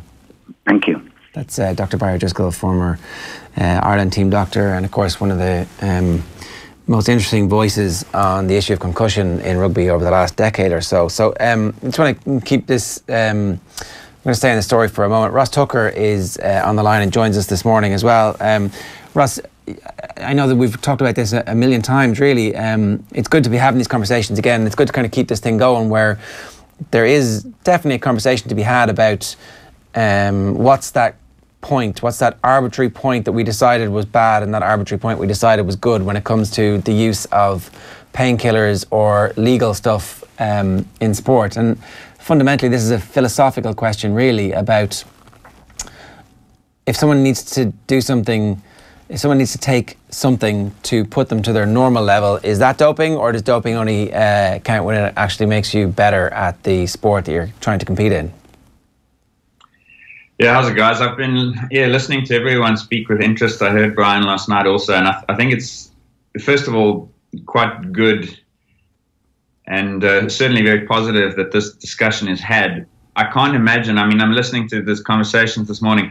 I think it would be very difficult for me to imagine this conversation happening in South Africa. There's an attitude difference and maybe a cultural difference here that allows you guys to talk about it. So I think that in itself is interesting. And I think the more one talks about it, the less stigmatized it gets. But then, and I'm rambling my way towards an answer, it's interesting that, like, if there's a stigma around painkillers, then that tells you that people view them as negative. The more we talk about it and the less we stigmatize it, do we normalize it to the extent that actually in 5 years' time everyone's taking injections before matches and no one even cares. So it's an interesting dilemma as to, and I heard Barry saying, and I agree with him, the more this is in the open, the better it is. But actually, the more it normalizes what we're actually concerned about being a negative behavior. So that leads on, I think, to the philosophical piece around whether this is doping or not. And we've spoken many times, you and I, about TUEs and correcting asthma and so forth. But the problem is, how do you know where you've corrected it to and whether you've gone beyond where the athlete would have been in the first place? Now, my opinion is that pain is a signal that the athlete is either injured or nearly injured, and therefore should be paid close attention to. And if I were a doctor administering injections to a player to go out and play through pain, then I would be very concerned that I'm actually abdicating my role to look after the patient's best interests. I understand that. If you're the player who needs to play because that's your job, and you're like, well, it's just a bit of pain, on the scale that, you know, you go to the hospital and they go, how bad is the pain? It's like, is it 7 to 10? Absolutely. And you're like, no, it's about a 4, 4.5. But I know that, like, it's going to prevent me from hitting the ruck with the same ferocity that I normally do. I mean, ultimately, that's performance enhancing.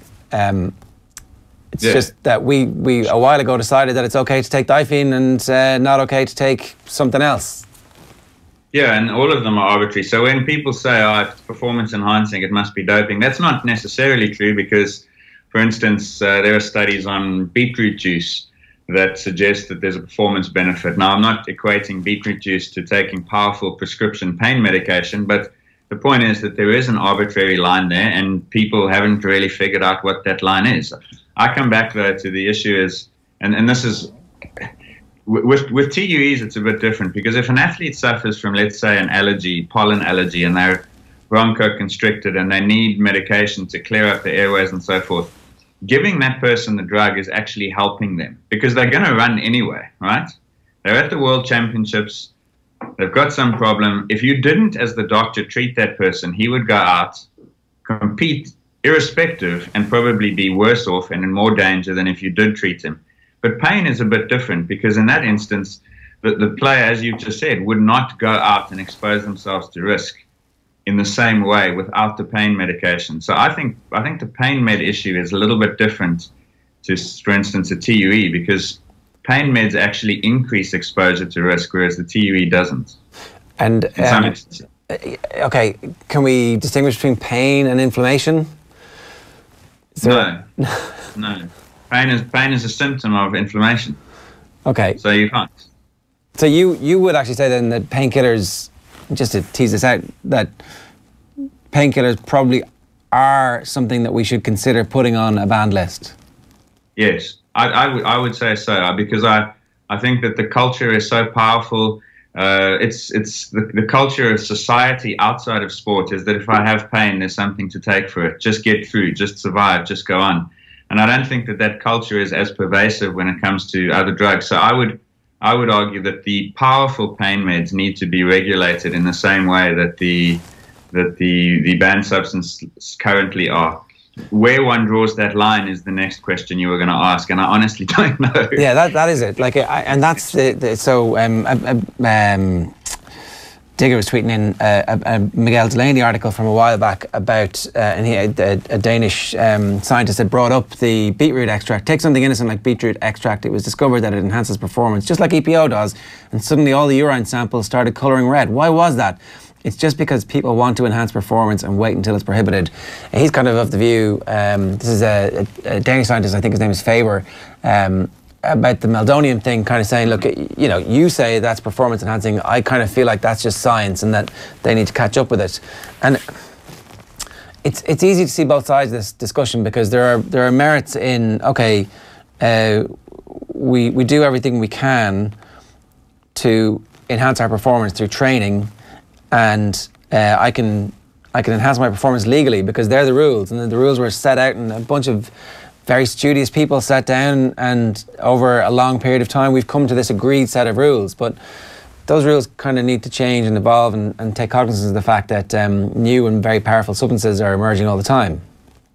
Yeah, and these discussions don't exist in isolation in sport, remember. So if you walk into a pharmacy in Dublin, and I don't know if it's the same there as it is here, but that pharmacist cannot give you certain classes of medicine unless you have a prescription from a doctor. So society has already identified which substances need to be regulated through prescription, which substances can be provided over the counter, and so forth. So the same discussion might need to exist around sport and painkillers. So you see, what you don't want is, you don't want a situation where an athlete has a toothache or stubs their toe, and it's quite an innocuous injury, and then you say, actually, no, you can't take anything. Because then you're saying to an athlete that they must be treated different from society when it comes to pain. But maybe what you can do is you can say to that athlete that here's the line, and you're allowed to take pain substances up to that line and not beyond. Now, we all know how it goes when you draw a line and you say don't cross that line, because people will do that. But that's maybe the conversation, and that has happened. I mean, hospitals have policies around what drugs can and can't be given. Pharmacies do it. Why not sport? Just thinking about that there, if I'm an athlete and I badly, say we go with this idea that painkillers are suddenly on the banned list, and I've got a pretty sore shoulder and my rucking speed is going to be at a much lower pace than it usually would, I'm saying to my team doctor, or I'm putting down on record that I've got a toothache and I'm taking that painkiller to put away the pain in my shoulder. I'd like the grey area would just get shrouded with even more grey with a measure like this, would it not? Yeah, but perhaps the situation is that the strength of the painkiller that you're allowed to take is lower than what is currently the case. I mean, when I see about tramadol and the injections and so forth, I think those clearly, for me, tramadol is an incredibly powerful drug. I ended up with complications relating to chickenpox a couple of years ago, and they gave me a pack of tramadol, and that stuff was magic potion. It took everything away. It was unbelievably powerful, whereas the effect of an anti-inflammatory is completely different. So, but I understand exactly what you're saying, is that if you have the option as a doctor to give the stronger one, and the player comes to you and wants the stronger one, then the doctor might go ahead and do that. I would argue, and I'm not the medical doctor giving these drugs, that's why Barry's view on this, I think, overrides mine, but I would argue that a doctor who does that is not acting in the best interests of their patient. So if that drug is then tested for and is detected over and over in a team, then that doctor needs to start maybe accounting for the fact that he keeps giving incredibly powerful drugs to players. Yeah, I think it was interesting that Kevin came on and said, look, you know, he didn't get any injections or anything until he was about 25, when his body started to kind of respond to the fact that he'd played whatever 600 games at that stage. It was interesting that he was like, we have to trust the doctors, and Barry O'Driscoll, the doctor, was saying, look, it has to actually come from both the player and the medical practitioner, because ultimately it's too easy for us to say, well, we have to just trust the medical practitioners. We know that doctors are no more moral than any other segment of society. We may have held them up and put them up on a pedestal over the years, but ultimately they are doing what what the culture around them says. And if the doctor is working for the team and the team says, this guy has to play, what are you going to do to make sure he plays? It's very difficult for any doctor to withstand that on their own in isolation. So the player has to also take responsibility for this, and that's the education process that has to start. Now, I mean, we're miles and miles away from teaching 12-year-olds, look, you can't take painkillers, but maybe that's what has to happen here. I don't know. Yeah, and one of the problems is I listened to Kevin saying that he felt that it had no negative effects on his career. So now you're saying to players that you have to take responsibility. Well, for what? There's no negative consequence, and there's only upside, according to the testimony of certainly Kevin. And I would imagine many players will have the same feeling, because you don't know what the consequences of playing 25 matches a year for 5 years on painkillers might have been by the time you're 65, 70 years old. Who can answer that question? So what's the educational message? Are you educating people that you will be worse off in your 60s if you take pain meds during sport? You can't. That seems to me to be dishonest. I think it might be true, but I couldn't stand up and say to people, drugs are bad, okay, because you'll end up much worse off, because the players themselves don't seem to agree and buy into that. So then the question is, well, what's the message? What are you actually telling them not to do, and why? Yeah, and that's like we started off this with, like, well, why should painkillers be banned? Like, because it's wrong, and no, like we've tried that with loads of stuff. Oh, don't do this, it's bad for you. And everybody goes, yeah, okay, I'm going to just have this cigarette and drink this beer and away we go, like, and eat this red meat. Like, messaging doesn't work like that. Like, there has to be kind of some shared consensus that we've decided that these are the parameters within which sport are going to happen. And it feels at the moment that that's airy fairyland, and it's never going to happen. Right, and so that's why, I mean, the more I look into this and experience and discuss doping, the more I think education it's almost immoral to try and regulate something, ban it without educating people about it. So if you're gonna punish people for a behavior, let's say we theoretically put painkillers on the banned list, you have to then educate. Otherwise, it's almost an unethical or immoral act on the part of the authorities. But I'm not a big believer in education. We spoke about schoolboy rugby in South Africa. I don't think you will solve that problem by sending a counsellor around and explaining to those boys that what they're doing is dishonest and potentially bad for them. So that takes out a whole solution. So that's why, and I don't think that this was practically implementable or feasible, but that's why I'm saying maybe you've got to actually start testing for these banned painkillers, or decide first of all which ones are banned, start testing for them, but maybe they're not policed in the same way that WADA's list is currently policed. Maybe there's some agreement that rugby clubs or sports organizations, federations, unions come into where they say that we have this policy around painkillers, and if we start to detect excessive use, whatever that means, then we will act on you as a medical practitioner and as a player and so forth, and use a softer stick. Maybe that's the way to go. The problem is complex and volume is massive, so it's very difficult to solve. I'm sitting here and I don't know what to tell you that is going to address it in either direction. I like your idea. It's community service instead of imprisonment. You got a prison for the bad stuff, and you get some community service for the painkillers. And we're like, hang on a second, these are the dangers. So then instead of having a policy that actually says this is banned and illegal, you have a policy said that from now on we're monitoring this, and where we detect what looks like excessive use, and there are ways that people can do that as long as you test often enough. But now we're talking cost. Who does the testing, and what are the consequences if you discover it? So there's all sorts of... Well, the players can insist that, if we're talking professional, the players can insist that a portion of all TV rights for the games that they're playing in is used to test for painkillers and is kind of put aside for this. Like, you can ring fence some element of revenue which is generated off the back of the players, considering that we're talking about long-term future health of the players. I don't know, I think we've managed to, I think Houston managed to stumble across a pretty good idea there, Ross. In theory, but many things exist in theory and don't work in reality, so I don't know. On that note, Ross, good to have you with us this morning. Thanks a million for joining us. It's Ross Tucker. Thanks, guys. Yeah. Ross Tucker there, at Science of Sport on Twitter. You should definitely follow him. A couple of the tweets that I was referring to there. Digger was making the point earlier on, an athlete who is durable naturally is being disadvantaged by painkillers, and guys who are artificially enhancing their durability and pain threshold, that's the same coin as doping. And surely the essence of competition, if we want to be naive and believe in the pure forms of sport, is to put two athletes against each other and reward their attributes. Durability is a gift that not every athlete has, just like speed, but we legalise durability doping. That's what painkillers do. That's that argument. And like I can understand that argument. I don't fully think it's the same. I don't think that there's definitely degrees of it, right? Like EPO is durability doping. That makes you be able to do the thing that you do at a higher repetition over a longer period of time, both in practice and in competition.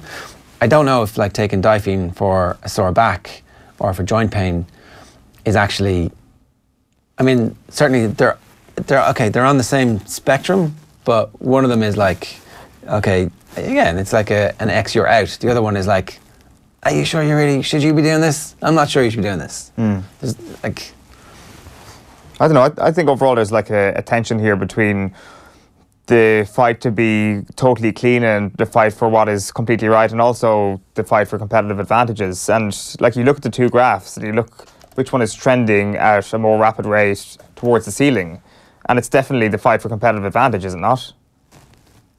So like when it comes down to anything, when it comes to the war on drugs or war on performance enhancing drugs, the people, when it comes to testing, when it comes to those fighting against whatever it may be, in this case painkillers, probably going to lose that battle. Like when you say that perhaps a player pot is put into the actual testing of this sort of thing, or to actually try and compound any measures that may be taken against painkilling drugs, Well, that is one step forward towards that, because at the moment the odds are stacked against anybody who really thinks the painkillers are going to be removed from sport. Yeah, they're definitely a ridiculous not. notion. They're definitely not. Like, it's a multi-billion-dollar industry as well here that you're kind of suddenly, like, this isn't the people who are selling proper legal drugs to athletes for illegal use, who are kind of like, obviously we don't mention the fact that our sales seem to be particularly high at certain times of the year and in certain cycles that are actually linked to European Championships, World Championships and Olympics. But this is like proper massive global drug companies who are definitely going to be very interested in, like, hang on a second, we want our athletes all around the world to be able to continue to take this. So it's going to be interesting. So some quick Paul Kimmage tweets here from this morning. Which one are we going to start with? Stick them up in any order. Honest, brave, well done at Brian O'Driscoll. So that's from last night. From this morning. And then Rugby où sont tes valeurs. That's the Laurent Benezek book. He told you so. That's Benezek talking about this and all the good stuff that Benezek has told Kimmage that they've been running in the Sunday Indo over the last number of years. And then Painkilling or Performance Enhancing, that's the piece all the way back. I think that piece is actually from 2016. Is that piece in 2016? Yeah. Yeah. I just read it this morning. So there's a wealth of material out there for you to get your teeth into and make your mind up about where on that scale you think this is. That goes into obviously the whole other depth of injection rather than oral treatment when it comes to painkilling. So it's definitely worth reading, because that's a whole other layer of this. Yeah, it'd be pretty easy to ban injections, wouldn't it? Yeah, well, that's much easier. Yeah, and certainly the type of thing that people could immediately go, I do wonder if that is certainly a course of action. Like Ross Tucker talks about South Africa there and an attitude and culture difference. Like, I don't want to say it's a slippery slope here or anything, but just to ensure it's not a slippery slope, should there not be some sort of measure taken, whatever it may be, against no needle policy, or like a full blanket ban on needles that would stop us getting to an attitude and cultural difference, which would result in something not that is like South Africa, but something towards that direction. And so I'd like to talk to a doctor with the experience of a team environment at the moment and saying, actually, there are certain occasions when I need needles and they're completely fine, and there are other occasions when we shouldn't use them. But we'll definitely come back to this. The Irish men's hockey team are in the midst of their World Cup down in India, ahead of their crucial last group game with England on Friday. Darren Cleary has caught up with Jonathan Bell to hear how it's all been going so far. Is that Australia game, is that the perfect platform for a World Cup? You're going in first day, the expectation, the hope, it's all on them. They're the world champions, they're the #1 world ranked team, and they just about sneak by you. It's a really, really solid defensive display, and Ireland come out with a very, very credible performance, even though it's a defeat. Is that the perfect platform to build on a World Cup when you really produce that really solid performance on the first day? I think so. I think it adds to the belief that we can go toe-to-toe with the top teams and that we can compete at this level. I say the next step now is to go and get a result against one of these teams, and with England ranked above us, that's the perfect opportunity for us to go out and do that. So the game on Friday is nicely teed up with the winner takes all. So hopefully we can put in that performance that we know we're capable of and get that result. Is a podium place obviously the dream? Is it something you think that is in this group, or is it beyond you maybe at this stage of your development? Absolutely, that's the dream. And I'm sure it's in there, and there's no doubt that this group can achieve that. We have to just take it one game at a time, and it would be we can't look beyond the English game. That's the most important game for us now, and we just have to have all eyes on that, and we'll take it from there. And just a final point on England. I mean, anytime Ireland play England in any kind of sporting occasion, hockey, soccer, rugby, it always has that extra bit of niggle. It's always quite a meaningful encounter. What's the England-Ireland rivalry like in the hockey sphere? Yeah, I mean, we've had some good sort of ding-dong battles with England over the years. We've come out on top on occasions, and they've come out on top on occasions. At the end of the day, it boils down to a hockey match of 18 versus 18. And yes, we can read quite a bit into that sort of Irish-English rivalry, but I suppose when it comes down to the game, you just have to try and take that out of your mind and just focus on the hockey and not get carried away with the added emotion or baggage that can come into sort of an Irish-English fixture. But there's no doubt that that kind of fixture will give an added spring to the step and give us that added little bit of motivation come Friday.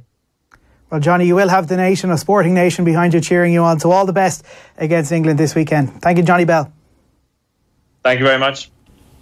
Johnny Bell seems to be a good name if you want to be an international sports person from the north. Yeah, it's a good name, isn't it? Well, there's a lot of them. 2 anyway.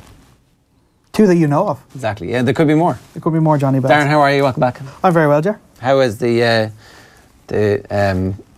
Costello report going down on your message boards and with your people, with your tribe? You see, the people will always get excited by the interesting parts, the funny lines, and some of the more, I suppose, substantive stuff will always get whitewashed by the style. It's style over substance. But there's a lot of interesting nuggets, and I'll bring you one a little bit later about the spa well side and the ongoing development of their plans for that. But we start with last night's football, and Liverpool have moved within 2 points of the Premier League leaders Manchester City. The Reds came from behind to beat Burnley 3-1 at Turf Moor. The victory marred, though, following an injury to defender Joe Gomez. He was stretchered off midway through the first half.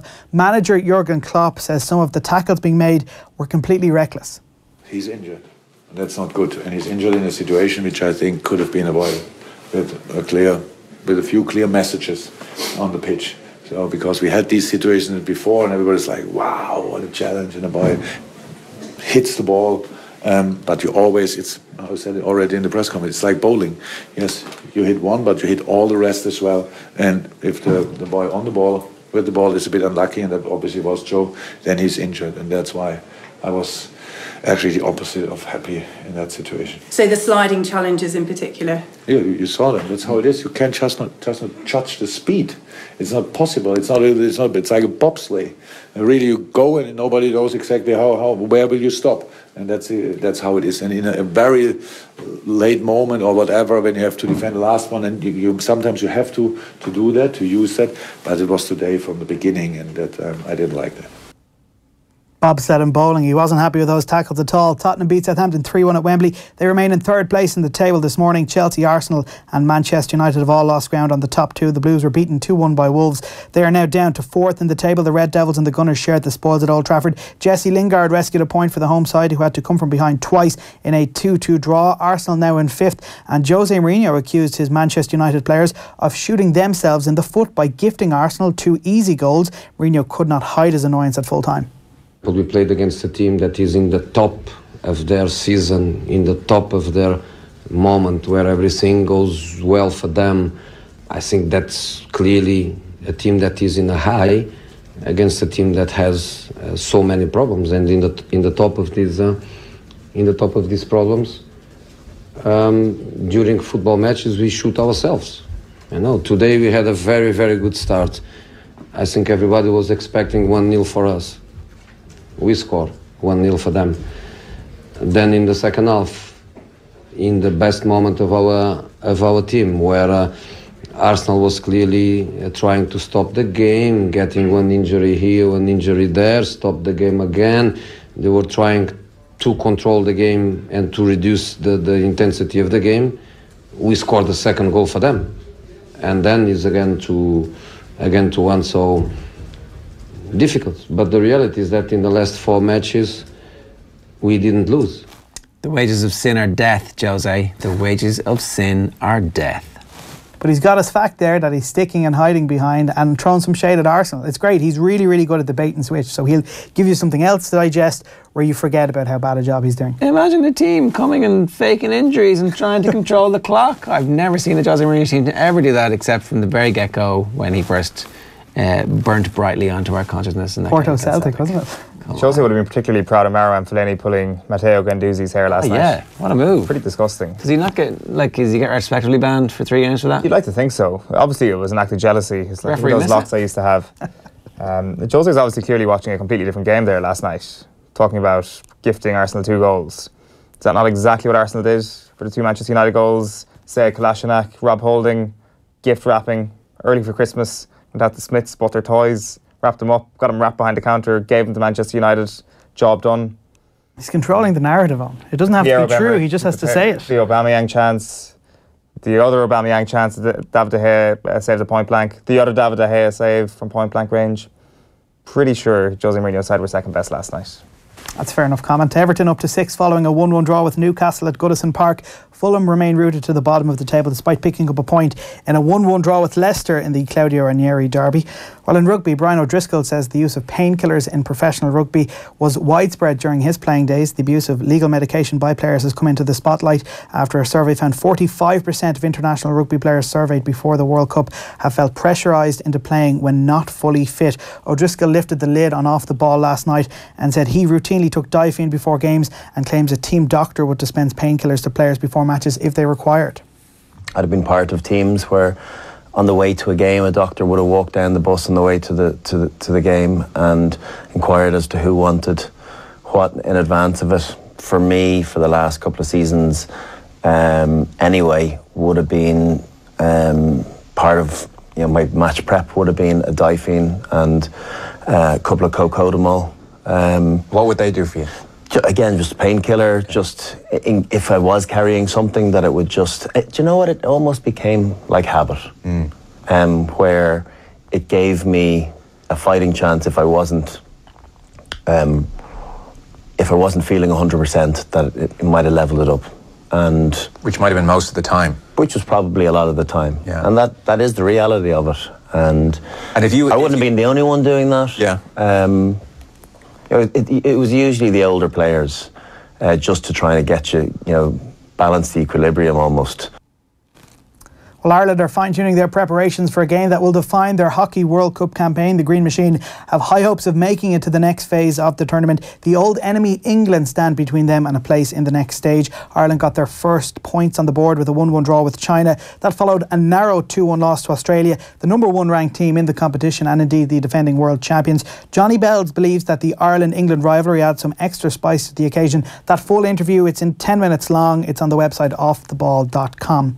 While an investigation has been launched after a teenager was airlifted to hospital following a clash in a GAA match. A player was seriously hurt during an Ulster Schools GAA game between St Patrick's College in Cavan and Patrician High School for Monaghan. That happened last Friday. A St Pat's player required treatment following an off-the-ball incident. The player was then airlifted to Tallaght Hospital in Dublin, where he continues to receive treatment this morning. The incident was not witnessed by the match referee and no action was taken against any player involved in the game. Ulster Schools GAA have told the Irish Independent that they are investigating the incident and they will leave no stone unturned in probing that matter. Being airlifted from Cavan to Tallaght, that's pretty serious, right? Yeah, very serious. Hope he's all right. I mean, it's pretty grim that... so the Indo piece is interesting because Seamus Woods is the secretary of Ulster GAA. He's this to say, we work in the education domain and fundamentally that's about teaching right from wrong. From our perspective, the football pitch is an extension of the classroom, and the piece also says that Ulster GAA supports the One Punch Can Kill initiative, which has been run by Ulster GAA to highlight the dangers of ill discipline on the field of play. Like Barry O'Driscoll was talking earlier on about how back in the day this was far smaller an issue because players were smaller, human beings were smaller, but kids now are on gym programs from the time they're 12, 13, 14, they're doing weights, they see what's on TV, they want to be like the Dublin footballers who are like, properly trained, and the One Punch Can Kill thing is an unbelievably important message to get out there. Like if you're going on and you're going to be aggressive against somebody, the punishment for that should be severe. Like you should be taken out of the system for and not allowed play, I think. For over-aggressive challenges or for an act of violence? In any instance, if you're involved in any, and I'm not talking about this specific case, clearly, but if you are involved in anything, like if there's a red card for a punch at any level of underage football, shouldn't the punishment for that be absolutely massive? Yeah, it should be. It's worth noting that we don't know the... Yeah, shouldn't, if you get a red card for a punch, for punching somebody. As a kid, when you, like, is there not a really strong argument to be made that you can make a serious mistake as a kid and that there should be some sort of education process? But what's the repercussions for making a mistake? Of course it should be. I don't think it should be a life ban for an underage footballer. I didn't say life. I said like really long. So like a year or 6 months. Like you should be, it shouldn't be one game or like, we'll do it by time. I think it should apply in schools and hurling and football, and like you should be gone and said like you cannot be violent in our sport. I think the education process never ends, and I think that is definitely a course of action perhaps later on in your career, certainly if you're playing senior football or hurling. I'm not sure about a year-long ban for an underage. Like take 14 or 15-year-old. And if Gaelic games is their only sport, and you take that away from them for 1 year, like, you don't know what sort of social setting they come from. You don't know how important that is to them, that they don't have that outlet for a full year. So it doesn't matter, Eoin. If you physically assault someone at 14, 15, 16, you should be of the age where you know that those actions have serious repercussions. Of course and they I do. think if you really want to be serious about this. But when do you look at a year? 17? Is 17 a good time? At senior level, yeah. Well, a 17-year-old can do as much damage as a 21-year-old. I know they can, but they're also of an age where, you know, they're not literal legal adults. They're more prone to mistakes. Their mistakes are, I guess you could say, they are more forgivable. They are not adults. You're punishing them by the GAA rule book, not by the letter of the law. And I think that for this to be taken seriously, serious action should be taken before someone dies. Like, it does sound a little bit hysterical to say that it will probably take someone to die before it happens. We've had a child airlifted to hospital after an off-the-ball incident in an underage game. Yeah, it's an absolutely horrific situation. There's no question about it. Like, a 6-month ban is probably the right time for me. Like, a year or more than that. Well, okay, so 6 months, fair enough. But like 2 weeks, 3 weeks, 2 games, 3 games, and it should be like, this kid is not allowed, anybody who's, and again, we're not talking about this incident, but like in any incident where, I don't know, we have this acceptance of casual violence in Irish society. Like, oh yeah, we'll go and stand outside the chipper and see what happens, and like, that'll be the end of our night tonight. That's the bit of entertainment we get from it's fairly constant, and anybody involved in that will get like a slap in the wrists. There'll be no jail time for anybody involved in fighting. It's like, all right, grand. So we're a violent country and we just accept that we're going to be violent. And that filters into all levels where referees are getting absolutely battered in a absolutely meaningless local soccer match. Like, I would say, like, I've obviously said here that the senior people involved in the frauds we've seen over the last couple of months, there should be a consideration of a life ban there. Like, and I think there has to be some sort of acceptance that there is some sort of top-down effect here, that kids are seeing what's going on in these videos that are being shared on social media, and they have to believe that it is okay. And by the letter of the law, it is okay. Like, there is not a whole pile being done to actually deter this on a massive scale. So is there an influence happening from what we've seen over the last couple of months? I think there's an argument to be made that there is. It's worth pointing out that we don't know the full specifics of this incident and actually what happened to him, whether or not he was punched or we don't know anything about it. So you can't cast aspersions on someone in that matter. But in terms of the actual act of airlifting someone to hospital, it must be very, very serious. You don't do that on a whim. That's something that the person obviously requires serious medical treatment and is still in hospital today, which is what we're on Thursday. This happened nearly a week ago and they're still in hospital. So I think education is not going to stop this. People know that they're not meant to punch people on a football pitch. They know that they're not meant to physically assault someone. So the only way you're going to get through to players is if you take their sport away from them. And I know it sounds extreme, and I know it might be harsh to tell a 16-year-old you cannot play football again for a year or 2 years or 3 years, but you have to do something. You cannot let it go unchallenged, or you cannot let it go with a slap on the wrist. You need to be decisive, and you need to take an action that will show that there is zero tolerance toward this, regardless of age, because I think at 15, 16, 17, you're old enough to know that you can't just go around boxing people because you're wearing gloves and a jersey. I do think, though, if you take a 3-year ban for a 15-year-old, there's a very good chance that 15-year-old's never coming back to play again. Good. What are we losing from him? I think there's a chance for reform as a 15-year-old. I honestly believe there's a chance for reform as a 15-year-old. There's a chance for reform for everybody, right? There is, but there's more chance. You are more of a sponge as a 15-year-old, and that's my exact point. That you are witnessing what you've seen on senior pitches going unpunished over the last couple of months. But equally, absolutely right. So let's fix that. Let's that should be urgent priority number one. And of course, there should be serious bans for what's happened here. I'm not denying that. I just think that no, but in general, your overarching point is that 15, 16, 17 is not an age where you should go with lengthy and hefty bans. I do think we should go with lengthy and hefty bans. I do think 2-3 year bans. You're ultimately banishing someone from the sport, and if you think that's fine, fair enough. And maybe you're right. Maybe I'm just too forgiving on this matter. I just think that their sport plays a very important part for people from backgrounds that aren't exactly. That don't exactly give you an upbringing that shows you the rights and wrongs of the world in some occasions. And maybe this is just a scumbag. Maybe it's just a scumbag, and maybe I'm just too forgiving a person. But I really think that you should have a route back into your sport. I think you obviously have to take each situation based on the specifics and description of what happened. We don't know the specifics of this, so we have to talk generally. But if you're speaking in a general sense, I think if someone does serious damage to someone else, regardless of what age they are, if they've done serious damage and they've done so with intent, being that they knowingly struck someone, I'm not talking about an errant elbow or accidentally kneeing someone while you're running in like a clash or something like that. I'm talking about a punch or some kind of physical act of violence with the head or the fist or the feet. That should be banned for life, regardless of the age. If you go out to do damage to someone knowingly and willfully and disregarding the fact that you could hurt them seriously, there's no place for you in any game. Never mind a GAA pitch. You don't deserve to play any sport. Yeah, you're probably right. You're probably right. Maybe I'm being too forgiving to this kid. Any kid, obviously. We're not talking about any specific incident. So.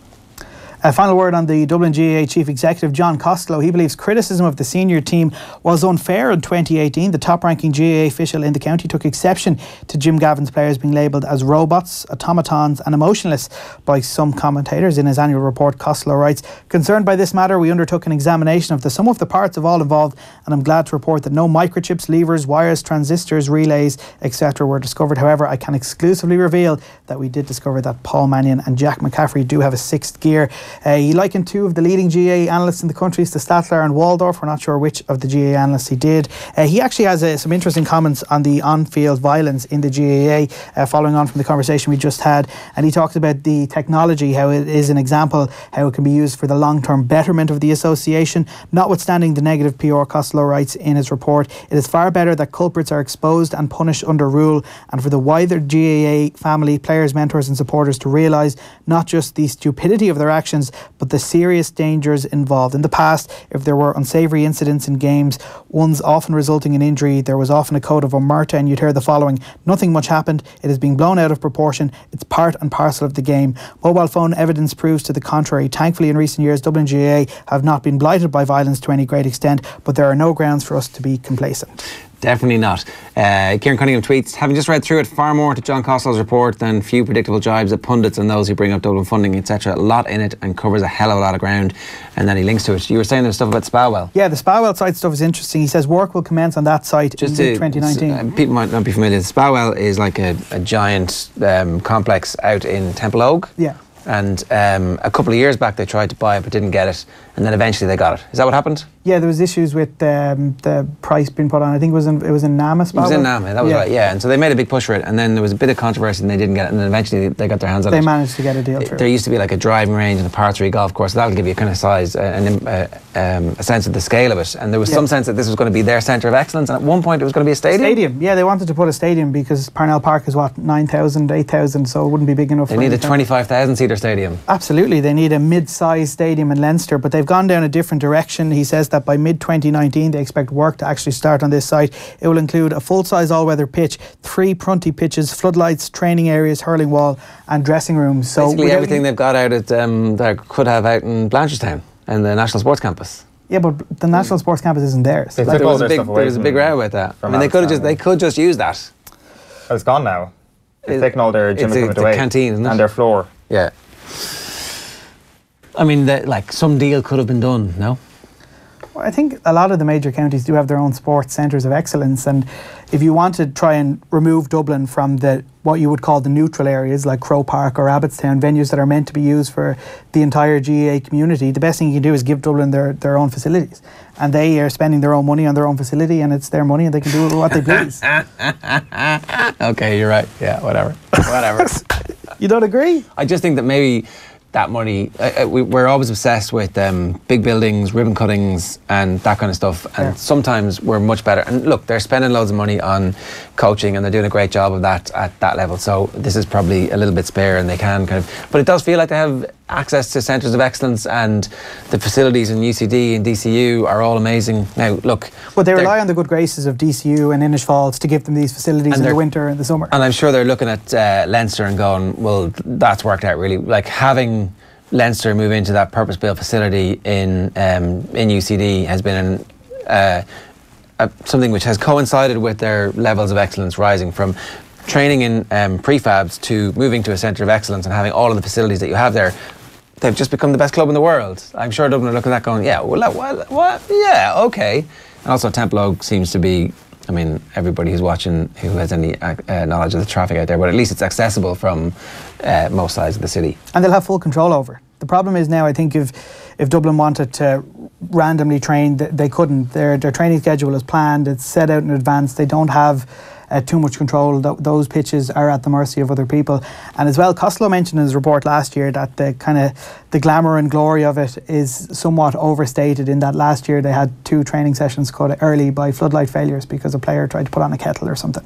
So they are really not living in the lap of luxury in terms of their training regime at the moment. But don't they get their food delivered to them? No, that was also bollocks. Was it all bollocks? Yeah, that was not true. Is at all. it? Yeah. Are you sure? There was nothing in that, apparently. Really? Yeah. Are you sure? I can categorically deny Dublin do not categorically deny Dublin do not get food delivered. None of them? None Really? of them, yeah. All right. No, some of them get food delivered by themselves, where they've gone online, gone to a food purchasing company and bought a week of pre-made meals, but that's not expense back or paid for by the county board. Okay. We'll take your word for it, Darren.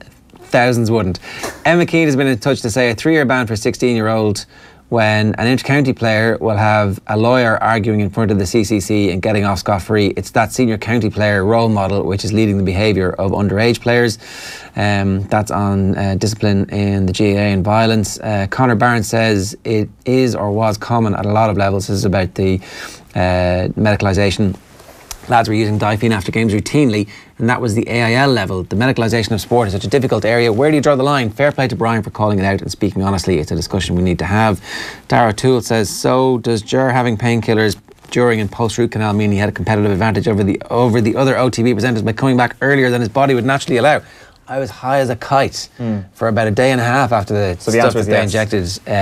Don't know if it necessarily makes you a better broadcaster. You're just high. I think you were pretty good those 2 days. Well, the rest of the time, obviously not so much. Terry Broderick says it's a common occurrence in amateur sports such as GAA at club level from junior to senior. Gavin Kumsky from the Irish Times tweeted, rugby culture equals Difene, cocodamol and caffeine tabs to get up, diazepam/Valium to come down. The sleepers, that was an interesting kind of so you take your caffeine for the game and you get a sleeper afterwards to make it wear off. I'd say after a period of time you feel blitzed for a day or two after that. Like I don't know if you've ever taken sleeping tablets, but like for long flights you're kind of like completely zonked. Not a very nice experience. Take the caffeine tablets and you're finding it. You're not quite though. There's like the palpitations and the sweats and this isn't, I mean, I'm buzzed, but I'm not necessarily in full, I'm not blue head here when the decision-making process comes down to the last few minutes. I'm like, oh, see ball, get ball. Yeah, there's probably like an element of just weird dreams and sleep paralysis and things like that attached to it all as well. Yeah. Quite a strange slew of things. Yeah, okay, so that is most of those. A reminder, of course, OTB AM is live with screwfix.ie, championing the trade with a choice of over 20,000 quality trade products. You done? That's me. Okay, good stuff. All right, so look, several of the debates that we had this morning will continue to rage in our mentions and on the YouTube comment section on our live stream. As ever, if you want to get involved, leave a comment for us, tweet us at @OffTheBall AM, and we will be back tomorrow morning at 7:45, having taken some caffeine tablets for the rest of the day and some diazepam overnight to zone us out. It's going to be Adrian Barry, Alan Quinlan and Owen here tomorrow, so no doubt all of the stuff that we were talking about today will come up with Alan Quinlan tomorrow. We'll also bring you our interview with the Irish boxer Sean Mannion. Sean O'Mannion, is it Osquelga? Sean Mannion is how I introduced him, and he didn't tell me to F off, so I think that's okay. Rocky Rossmuck, brilliant studio interview. That's coming your way on tomorrow's show. We held it over from today because obviously events, dear boy, events. See you tomorrow. Good luck. OTB AM. Thanks to screwfix.ie, championing the trade with a dedicated call centre.